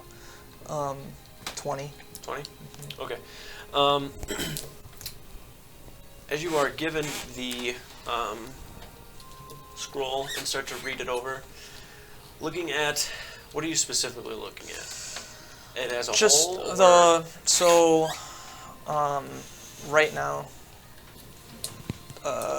right now I want to do a brief overview of everything, kind Okay. of like almost fact check what I've gotten so Okay. far, and then probably at a later time dial into our next layer that we're thinking of, but that would be like later on today or tomorrow or something. Okay. Going through layer by layer with your notes, with what you have. The first layer being Avernus. Let me go into my hell spreadsheet here. I wish I was as organized with my life as I was with my D&D stuff. I feel like I would function so much better as a human. So, essentially, Avernus is the most easily accessible. Yep. It is just kind of like the... it's almost like... it's like a black market is really all it is. A lot of mortals go here. You know this. Everything for your fact checking for the first layer, everything pretty much checks out. Okay. You read somewhere at one point that there was a one-way portal created inside of Arkanoria. Mm-hmm. You'd imagine that that is something that is probably kept secret, but you at least know about it. You don't remember. Pretty sure you got it when you were gleaning through all of the magical library within the top part of It was either that or from the in the book. maybe the notes from the necromancer or something. That's, I think, what it was. Yes. But the information that you got seemed like it wasn't from a readily accessible source. So you know that there is a portal inside Arkanoria that's kind of like a one-way deal to get you to there. You know that Gixia is the ruler. Yep. Dis is a barren kind of wasteland that is protected by some monstrous creature that really doesn't have a description, which kind of makes it even that much more eerie. I got large tentacle fanged creature. Yeah. Can't skip layers because of this. Correct. So, before I keep going into descriptions of those, the travel throughout is it's all step travel. The way that it is created as such, there are magical barriers on the layers that prevent a lot of travel, like directly into the layer outside of a portal that would lead into it. So, like most of your magic that you have, that you would try to like penetrate into the layer, is very difficult to do because you're not. It's almost like imagine upside down like this cone, right? So getting into the lair is hard, but leaving the lair Not as hard. okay. So imagine it like you're kind of going in through like this, and essentially you're trying to penetrate all of the previous layers with magic to get to whatever layer it is. When you're going out in reverse, it's much easier. There's not any sort of magical resistance or barriers that are created to prevent the travel backwards, if that makes sense. The scroll that you have for most of the layers shows where the next portal jump is. So like if you're looking at the third layer, like now that you're going through it and looking, there is a portion where it shows on one of those large mountain ranges that there is like this huge craterous hole in the wall that is the portal to jump to the fourth layer. On the first layer, you can see that there is some sort of a spot where it shows the step travel into the second, but that doesn't really seem like an option to you to do that. Let me keep That going. was like the uninhabitable layer. Correct. This is the one that has like the monstrous beast on it. Then Monaros, everything that was on that pretty much checks out. It's all good. Phlegethos, the fiery scorched earth of volcanoes, mountains, and rivers of lava. You know where the portal that is connected to it is within the Temple of Yarina. The beacon itself that you were looking at, there is a large mountain that you can see, and I'm trying to describe this without giving away way too much. The mountain that you can see, you can see that the beacon is inside of this mountain. It's kind of like this huge pinnacle across the entire layer that you can see from pretty much anywhere on it. There are also small settlements within the layer of Phlegethos that you're seeing on the scroll you're looking at. What resides there, you're not really too sure. The scroll doesn't really say. You're looking at it and you can see that there is also some sort of a central hub, if you would. It looks like some sort of large metallic barracks or building of some sorts. There's only really 3 places that you believe that portal can probably pop you into the lair in, and it's going to be somewhere in those settlements, within that metal barracks, or within the mountain itself. It's up to you to decide what makes the most sense. Was the one portal that we saw within the Harbinger's cave, sorry. That looked like it was going into some sort of barracks, right? Yes. Okay. Okay. I'd rather not go into a barracks.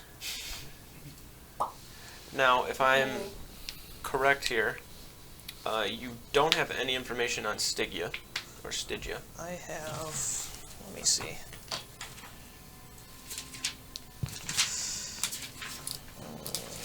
I just yeah.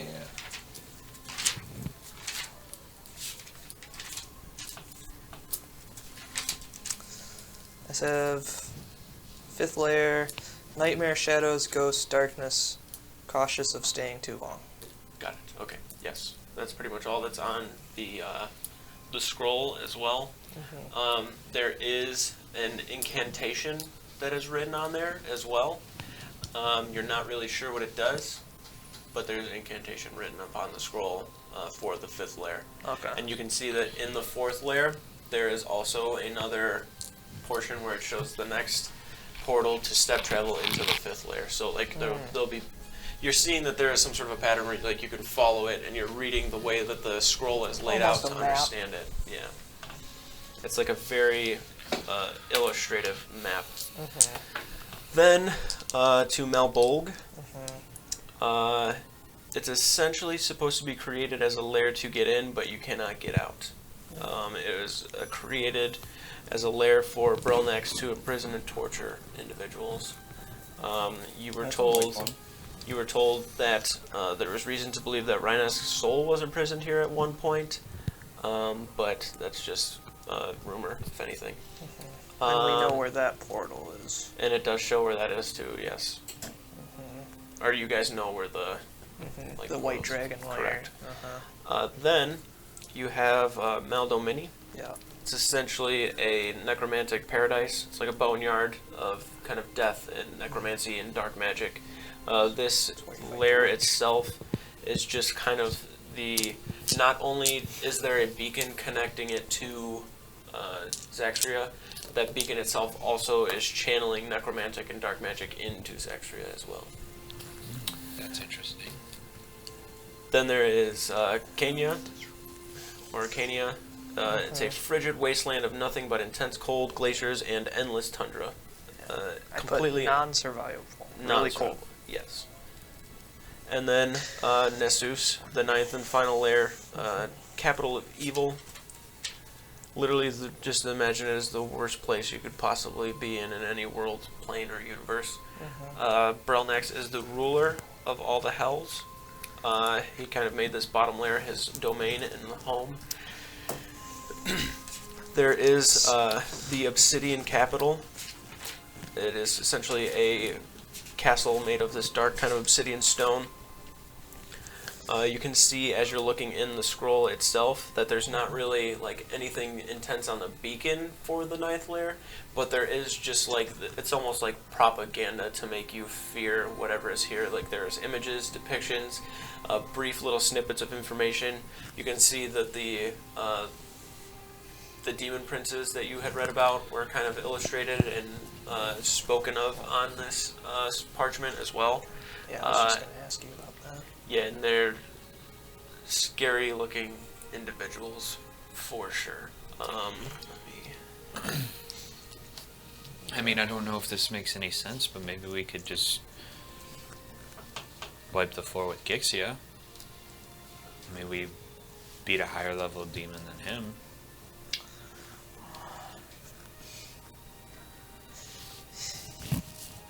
Honestly, I think I don't know. I don't feel like Gixia would do too much within this fight. But if we destroy his beacon, we don't even have to. I guess we don't even have to kill him. But I don't know what we do to demon lords, but we could destroy his beacon. I feel like we know where it's at now that we know what they are. He's probably guarding the beacon though.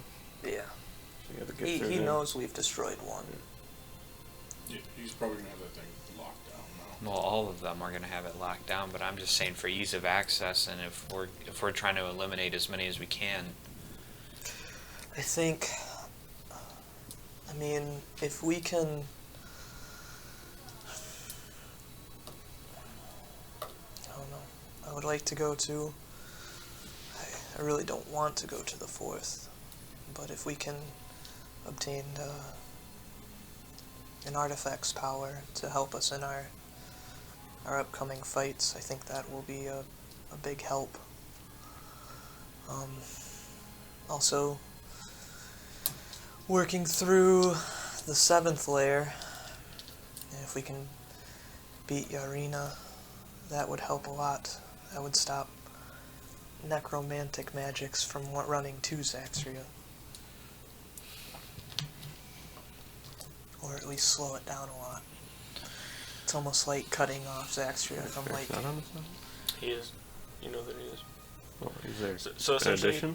no. So essentially, no, it's a lot of information, so it probably wasn't quite clear.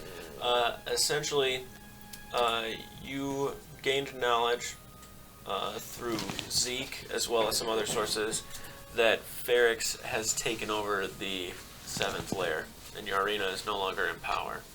That's essentially why, like, you were sent to kill Razix and, like, stop all of that from happening. It was to supersede her and then give him an opportunity to take over the 7th layer. The layer itself probably operates in the same fashion as it did before, but the ruler itself is just different. Maybe we can find this demon you supplanted as a useful ally to regain a lair. Yeah, there's a problem with that now, though. So, I saw and spoke to Rhinusk last night. When I walked to the temple, it was like a portal to some, wherever he's at or something. He just told me what's coming, like we already know,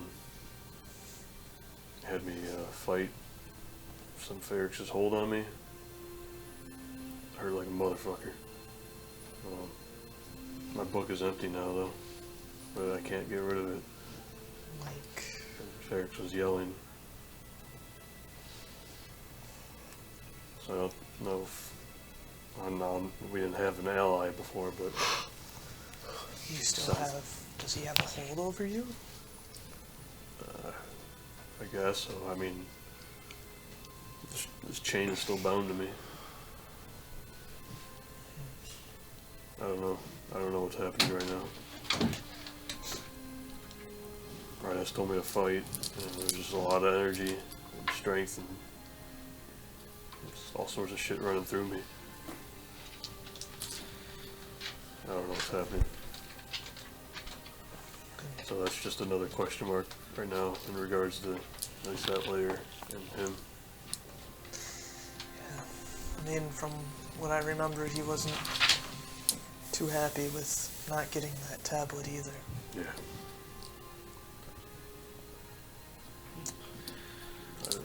Well, I think the plan still stands. Me and Andor can go try to find some, at least potions for us to travel through the 5th layer, and maybe while we're, or 4th layer, but while we're doing that, we can try to hunt down or find information about some sort of artifact that could help us through the heat and fire.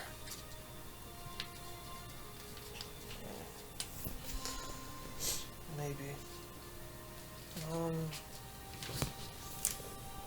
Yeah. Also, if we're gonna be fighting, which probably we will, more demon lords, do we like know that like we'll be able to actually like kill them? Cause like, See, granted we had to the put the thing, thing in his chest.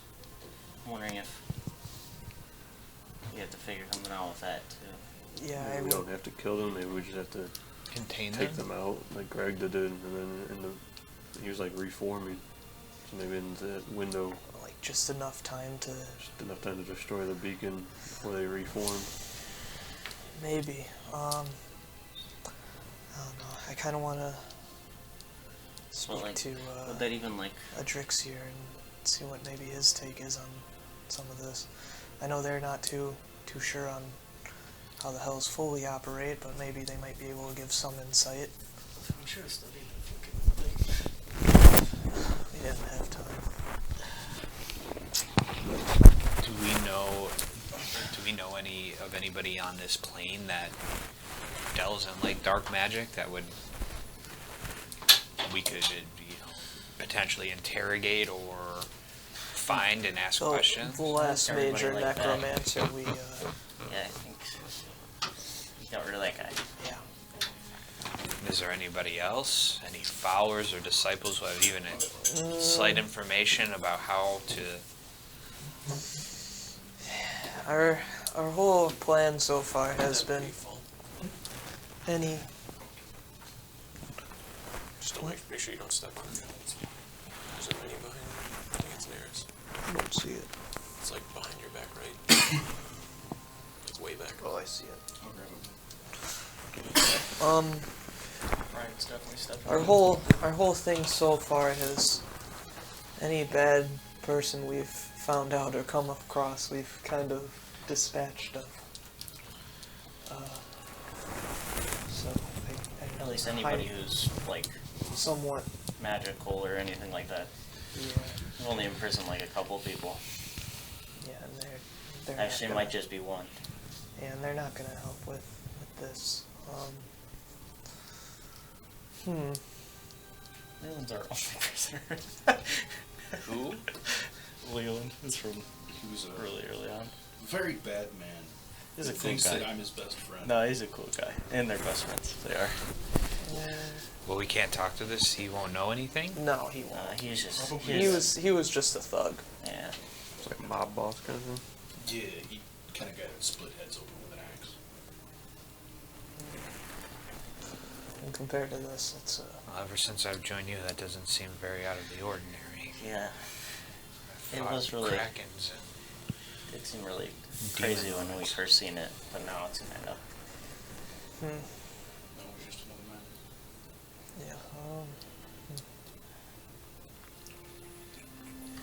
Well, Andrew, do you want to go and try to find this potion maker and see if we can load up on healing potions and try for some fire resistance? I think Moldrak should go with you guys. Yeah. Yeah, I'll go for sure. I kind of need to go to Arcanori anyways for some insight. Sweet. I feel like we haven't figured anything out though on what we're gonna do. First things first, we need to find it. Are we going to the fourth layer? Right, so, I think As of that's right the now, plan. That's our plan. okay. Then we need to figure out something to help the people that are flammable. I think we're all flammable. You're just meltable. Fair enough. Fair enough. I'm not flammable. Actually, they know. Well, that's what we're gonna do. We're gonna try and find something to help us. Going to go to the estate and then they keep the griffin folks inside of the tent. Keeps a little closer than the estate. You said you were going to the estate, correct? I'll fly him now. He's got his thing. Oh, that's right, he's the boss. Or I guess we could go to the Lyceum on our way back to here or wherever we go. Maybe they also have books on the hells. I mean, if in Arcanoria, anything that's I written, guess they do have. Yeah. it's just a compilation of everything. Is Arcanoria where that stoner elf was? The guy that does the wood carving? Yeah, and stuff? just trying to place it. Okay, cool.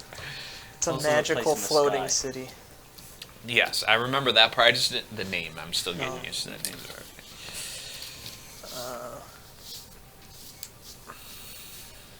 It's only floating because he's so high.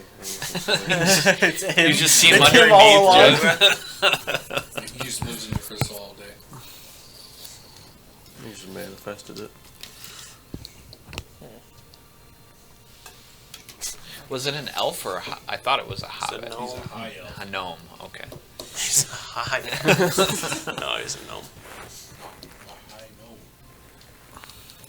I was gonna say the same thing, but it just sounded stupid, so I just didn't say it. So for it. So for it.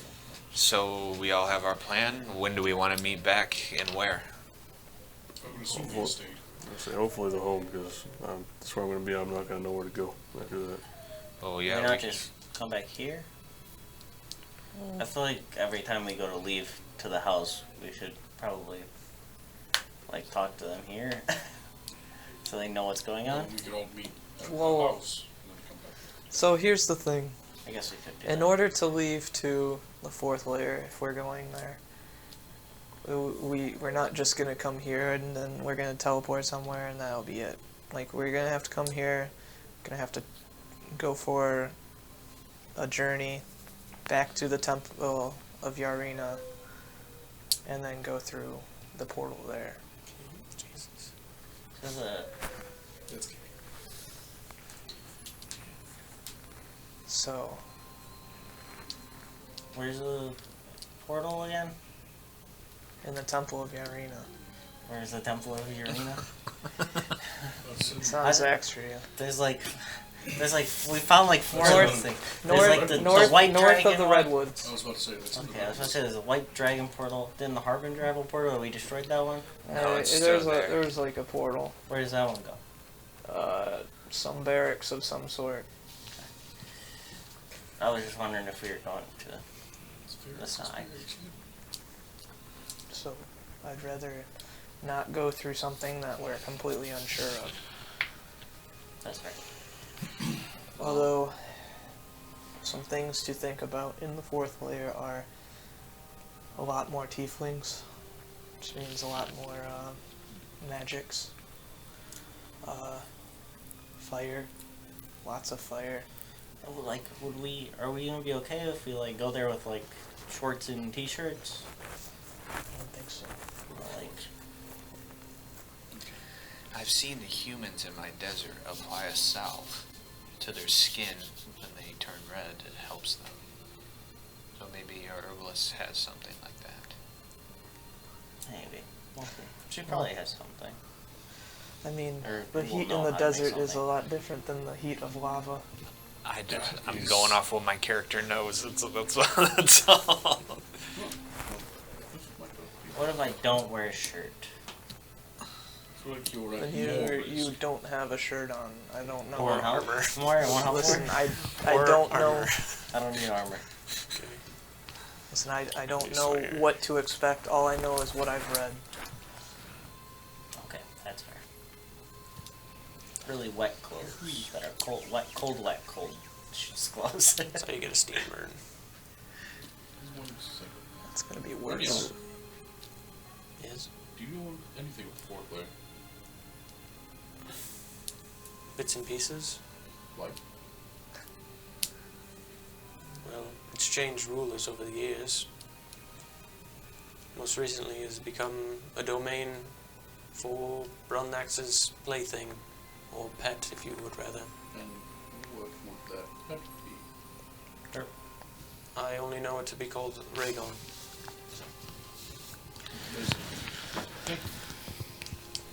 All right, putting money down. Cerberus. That's what he's gonna be.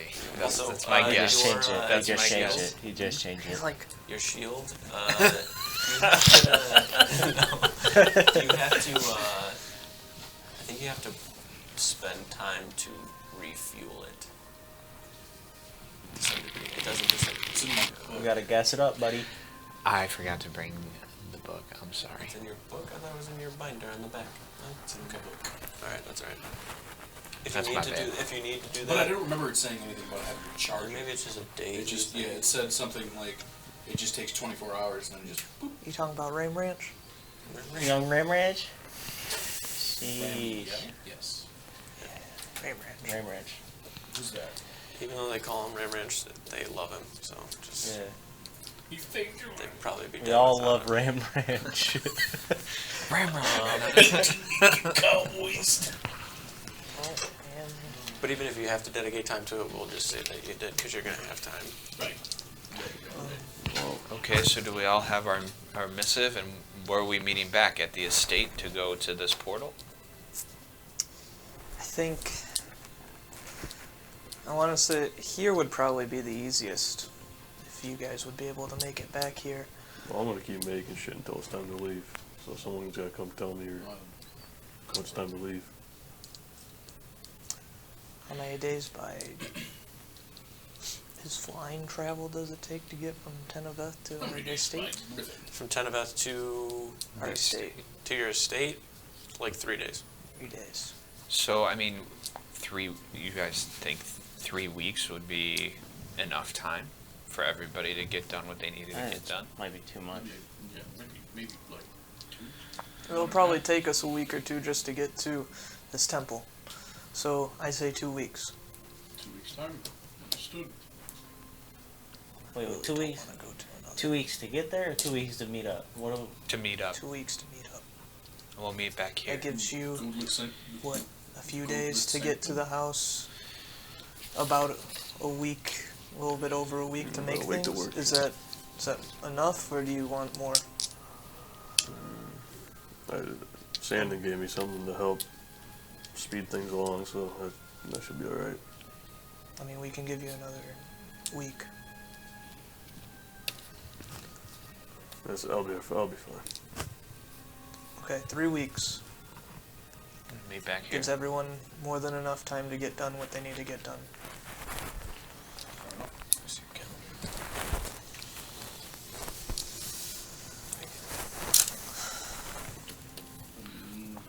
See you gentlemen in 3 weeks. I'll hop in the back of the solids. How are we gonna get to the place that we need to get to? Hey, drop me off if you don't mind. Because my horse only lasts a day. Solids last until he dies. Well, Zaxria, Yeah. what are you doing? I know you want to go to your temple. Yeah, I'll probably do that, and then You're gonna head to the estate afterwards. yeah, I don't really know. Do you want us to stay here for the day and then we leave later on? What do you guys want me to do? Whatever. I need to see Stormcaller Uldar before I do anything. So like I could leave here and like walk somewhere and like. Do you want to stay here and help them build the defenses? I mean, they could use your He strength. does not wanna. He'd rather be bashing skulls in than anything. For sure. Okay, how about... I'm still feeling a little down. Kind of want to read through this scroll a bit more. We'll stay here till... What time is it? Right now it's probably like pushing 11. Stay here till nightfall, and we'll leave. Damn. Okay? So it's gonna be you two, Mulder. me, Moldrak, Zaxria. If you're not here by nightfall, we're coming to get you. Deal. Okay. In the tent? Here in the tent? Like the tent? Meet in front of the Goldlit Sanctum. Got it. See you boys later. Break! I'm gonna go to to Sandon. Okay. Let me know if anyone starts feeling really weird, by the way. I don't know if anyone's gonna get hurt. Yeah. Because of me. What's going on? Kind of just gonna go through that scroll. We'll just say the rest of it is just what you've already explained. I guess I'll fly south over to the Golden Sanctum. Okay. Just, you know, So you're gonna fly salads? salads. Just make. Solids. Toss salads? Solids. Just making sure I was like you delivering food now. Horse dash, Okay. or I guess Griffin dash. I'm gonna go right outside the city walls. Sounds like What are you doing, Skip? Going to the Golden Sanctum, gonna pray a little bit. Okay. It's probably the best spot to do it. I'm gonna fucking pray a little bit. Jeez. Alright. I'm gonna use this time to long rest. Is that enough time to nightfall? You would have done it the night before, so. Well, I nightfall- need to recharge the key points that I use. Oh, you can short rest to recharge your key points, I believe. But I also need to charge my... Ooh, let me see that.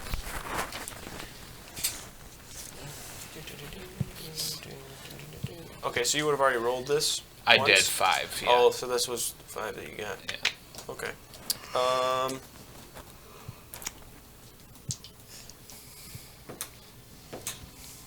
You pretty much like already just woke up. Essentially, you haven't really been awake long enough to like long rest again, unless you can just long rest long enough to just not be doing anything. We have a few weeks too, just in case. I mean, yeah, that's fine. Then Yeah, I'll we're just not Yeah, I gonna don't find think- anybody. Is There's outside nothing the to- city walls safe enough for me to fiddle with the orbs, where nobody is close enough to hurt? There is. So as you're trying to like make your way out, you can see that the gates are closed. There are a couple of people standing at the front of it as well. You can see these paladins through the times that you would have been here in the city of Tenebeth. These paladins are, they kind of look like mercenaries in plate armor, essentially, just like the getup that they have. They're very gruff looking. You can see on the front of their chest there is a symbol. It's just kind of like this clenched fist with crossed swords behind it. Not really sure exactly what deity it is or anything, but you've seen them here before, and they seem to be some sort of like guard detail for the city itself. They're standing in front of the gates. As you're kind of walking up, they see you approaching. Leaving the city. Yes. Only Fine. for a short while. All right, well, try not to get too far then. The one goes back and sees like this deadbolt that he pulls over, and then opens up like a small man door on the large gate to let you out. Just give it a couple knocks when you're on your way. Then he closes it, and you hear the bolt slam shut from the other side. You just told the demons how to get in. To all my demon friends. It's just good meet Chololia.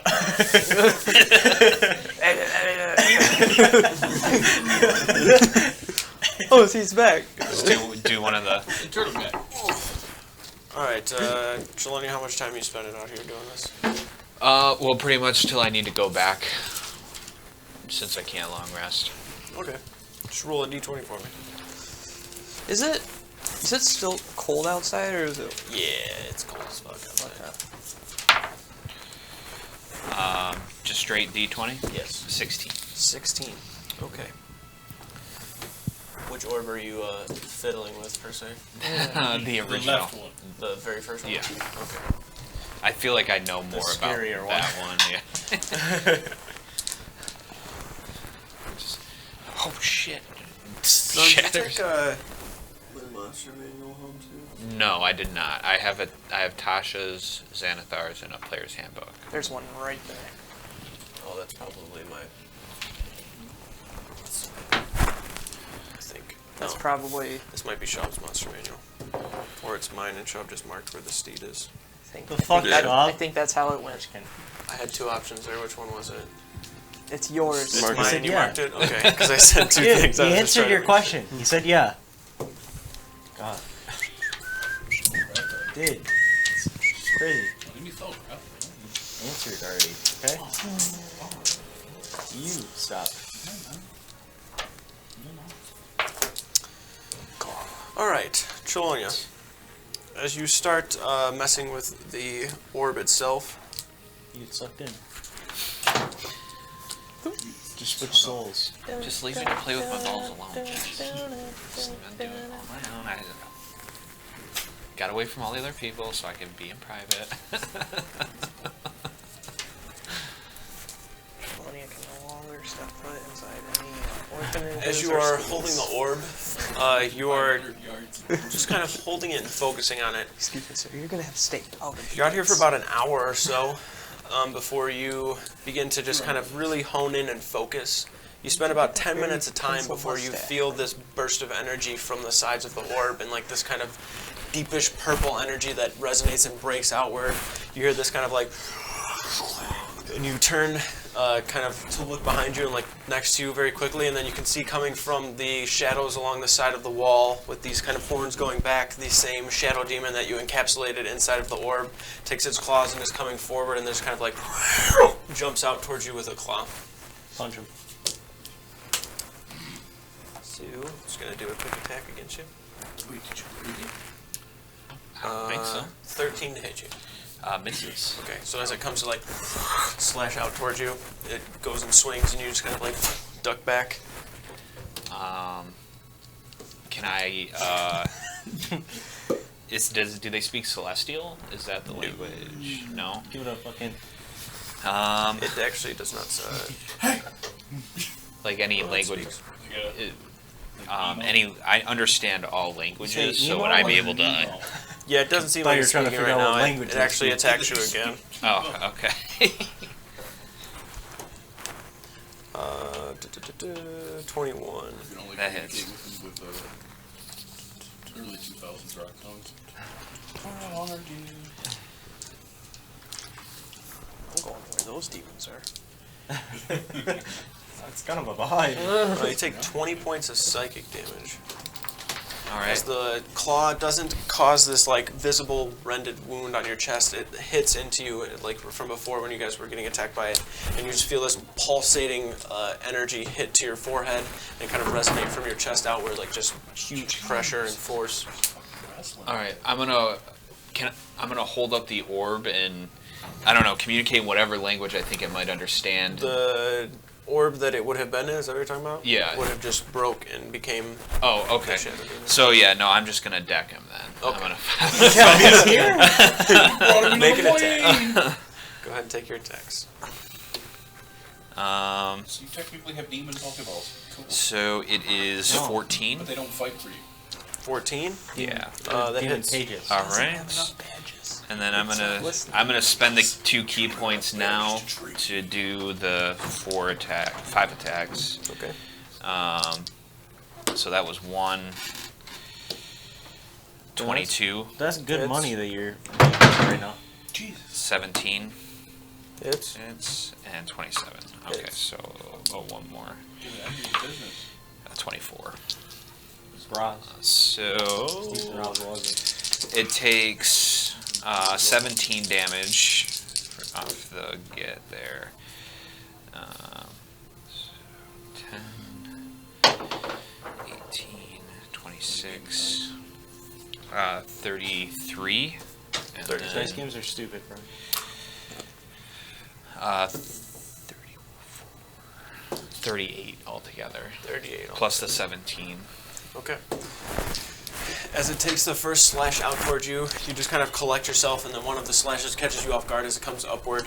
At that point, you just focus and start delivering blows outward. You're actually jabbing out very forcefully in like these knife-type motions where it's hitting, and you're watching these yellow rings resonate out, and the creature's kind of like contracting every now and then and like going to slash, and then it convulses a little bit more. As you're like hitting it and it's obviously seeing that it's outmatched, you watch it just kind of and slink over to the side of like the darkness of the side of the city wall. I'm gonna make a stealth. He's gonna go knock on that door. They're like, oh, it's just You swung. watch it Let him in. slink into the darkness of like the shadow on the wall, and you can see it like slightly on there, but it just seems like it's disappearing. It doesn't seem like it's going through it. It just seems like it's vanishing like into using the the darkness. shadows. Yes. All right, I'm gonna go. Can I use that ability right now, or You make a perception check to see it. I need you to get above an 18. This is no bueno. ooh, boom, 23. 23. Yeah. You You got can eyeballs see for the ears. like wispy tail end of it, and it's like Eyeballs for clawing and climbing against the side of the wall. But you can just barely see it enough to where it's probably only like 15 or so feet away, to where you can kind of gain on it and attempt to do that. I'm gonna try to move towards it, grab it by that wispy tail, and then do this. Yeah. Alright. No, I'm gonna try and do. Insane. I mean, if that's what works, man, I'm not. So your proficiency bonus is what, 6? 5. No, it'd be 6. No? Yeah. Okay, so the challenge rating of it's 4, so you're able to do it. Sue, getting out of hand, man. He's trying to Who's play with his almost orbs. bad? He's trying to play with his orbs, man. This is getting a little It's bit a 6. So you reach over and kind of grab and pull the tail backward, and you hear it kind of like, and then you reach up, grab towards the chest, and then yank outward to where you watch this just black wispy energy start to form. And then as your hand pulls it out, you kind of like wrap over towards where the end of it is, and then slowly start to conform your hands back together until you form it into an orb, and the rest of it gets sucked into it, and you are holding it once more. Okay, was like? Obviously, I can't control it once it's gone, like released. Not by Not any at means. all. You gotta keep trying. Okay. I mean, that wasn't very useful. I feel useful. I mean, you experience. know that it's not going to listen to you at least. Yeah. Do I understand why why the glass ball broke? Like, do I have? You released it.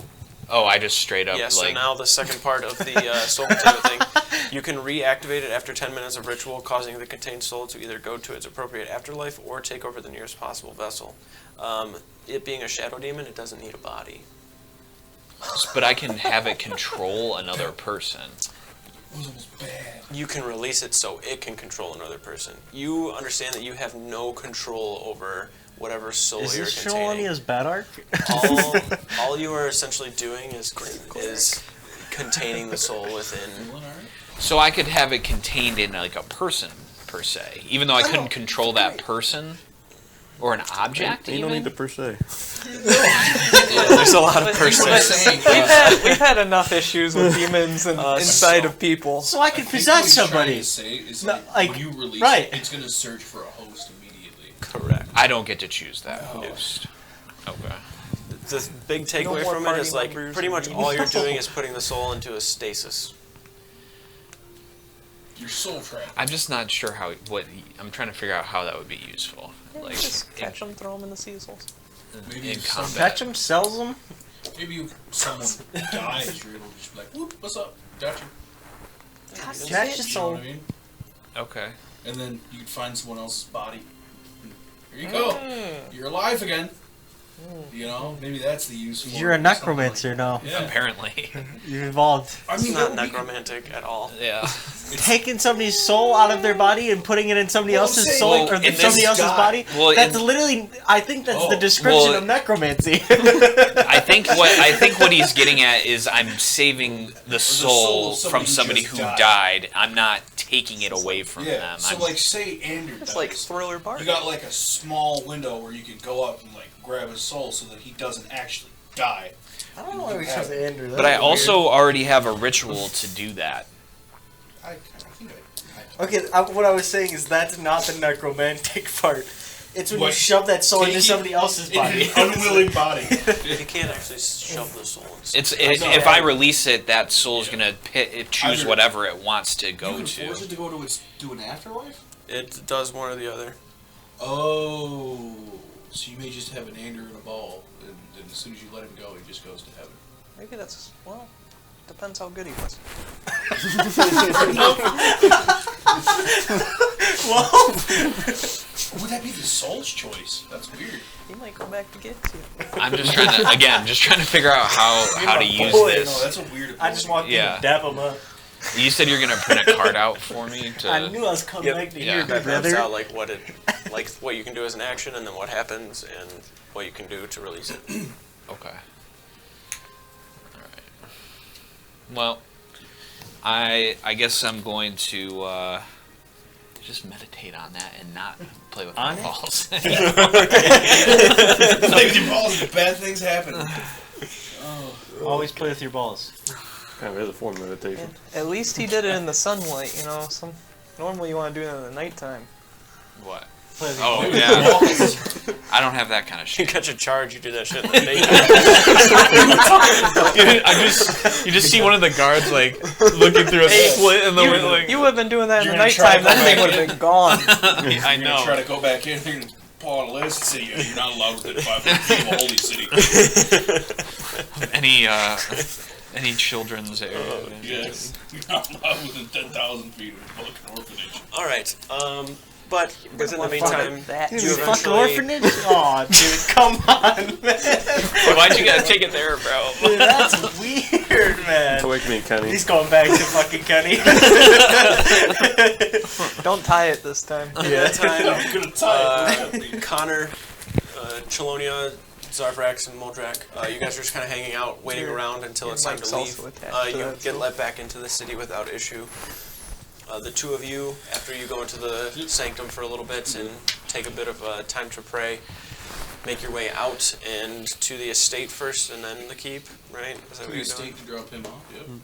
Okay. Going to- All right. Okay. You were going to see Sandon? All right. Without issue, you can make your way over to the Temple of Perforos. I hope so. You can see as you get over to the temple that Sandon's actually standing out front. And he's like, yep, those 2 boxes are actually good to go to Yoldgard. Everything else we got to put up on the ramparts and get all set up. Not Yoldgard. Dwarf. Yeah, tell me about it. You see one of the guys. Oh, it was just a joke. I was just kidding. Yeah, ha ha, real funny. It was kind of funny. Not bad. Starts walking off. He just kind of walks over. The dwarf. No, just kidding. Get you in a fucking rear naked choke. Sandon walks over and gives you a hug. Glad you're okay. Just finding dice everywhere. Oh, yeah, well, it was scary for a minute there. Yeah, when you guys got back, all I saw was Skip, and then Skip left and came back with, Big Turtle. What's that guy? Oh, we do have Chelonia. Yeah, Chelonia, Skip, I and then forgot for a Azrael. second that we had All a 3 of them turtle. came back, I'm and Azrael walked up and he was like, "Anybody tell you what happened?" And I was like, "With the Grunswick?" And he said, like that? No, yeah, like, with what we did, bro." like something happened. Yeah, and I He was didn't- like, "Is Andrew okay?" And he said you were. So Oh, okay. I was Yeah, really thought nervous maybe at you first that it you made were. you think that I wasn't okay, Yeah, but I'm good. Good. Yeah. Long story short, and do you want me to explain it the entire thing? No, I till get the gist. I get the gist. I'll run through I it do. the entire thing. I want you want to me do it explain again? it. We'll be here for another 20 20 minutes if you want. minutes, And then after that, everybody was really sick, so I was just helping them and taking care of them and stuff. That's what I was pretty much. Jeez, Yeah, I didn't even realize that there was like actually a plague at any point or time. yeah, it was bad. We had I remember hearing about it, like, because Yeah. the Taken Serpent was doing a lot of work in Uh-huh. Port Rumenheim, and they were like, no more Port Rumenheim, because we had a whole ship come back and they had to. Damn. Put them down like the salty sea dogs they were. Most gangster shit he's ever done. You just had to- Yeah, but he's also like 2 feet tall, looks like a child, and just went. So it really wasn't that gangster. Rude. You know the halfling though? That was the scariest shit ever. Yeah, there was definitely a lot of innocent people that didn't make it out of that one. Might have been some from our hand also, but like, wasn't. It had to be done. Yeah, no, I get it. I did a lot of stuff I had to do just to survive with the Nightshade and everything, so I understand. You know, I think everybody's good from the plague. I think we're good on that. Hopefully. I don't know. I don't didn't think even we're good think on. about I don't think any plagues are gonna happen anytime soon. Can it Just spread?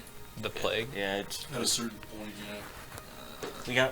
we got rid of Greg, who's the plague guy, and we closed the portal. So that plague just walked off to the world pretty much. Yeah. At least that's how they told us. It was how it worked. How we read. One step closer, or make it easier on this. I don't know what the plan is. That is the idea. Hopefully it makes it so there's not as much problems when the thing happens. Yeah, no, a lot of people know for sure. Yeah, you hear people sure? talking about it all the time in the temple area. I don't know. I don't think it can't be. This is not that obvious. I mean, I mean, a lot of people are scared to to say the least. I mean, you could see them pouring into the city. I've seen hundreds of people more and more every day, so I think everybody at least knows something's coming, and word of Brunswick, if it hasn't spread already, is at least all over Ophelia. That is true. That it was the Brunswick thing. It's only a matter of time before they hear in Southbrook, and then they hear in Azash. I think they may know. I think they know in Southbrook. I don't think other places. I mean about Brunswick. Ellie. Oh. Yeah. Oh. I can't remember the time when we went. You have not been back there since. Last time we went south was with the Andos, right? No, there No. was several times after. We did go to. We went to Yogard, right? Not since Brunswick. We went No, from I'm trying to. we think went of, from Brunswick to I'm trying to think Oh, of you all the told? places we've told about the second coming of the eradication. So Yoldgard knows, Southbrook knows. We didn't go back to. Lenore was informed. We didn't go to Asash, did we? Didn't go to Azash. Everon. Ezeron. That's right. That's the one. They probably know. We told the Magisterium, but who knows if he went there or heard when he told them. But now we're Gotta go there. now we're planning to go to the. I think it's the 4th layer. Moving on up. Yeah. Or down. Down. But this one's supposed to be like super hot, and there's supposed to be fire and lava everywhere, and, like fire giants and like fire serpents. The usual, just on fire now. Yeah.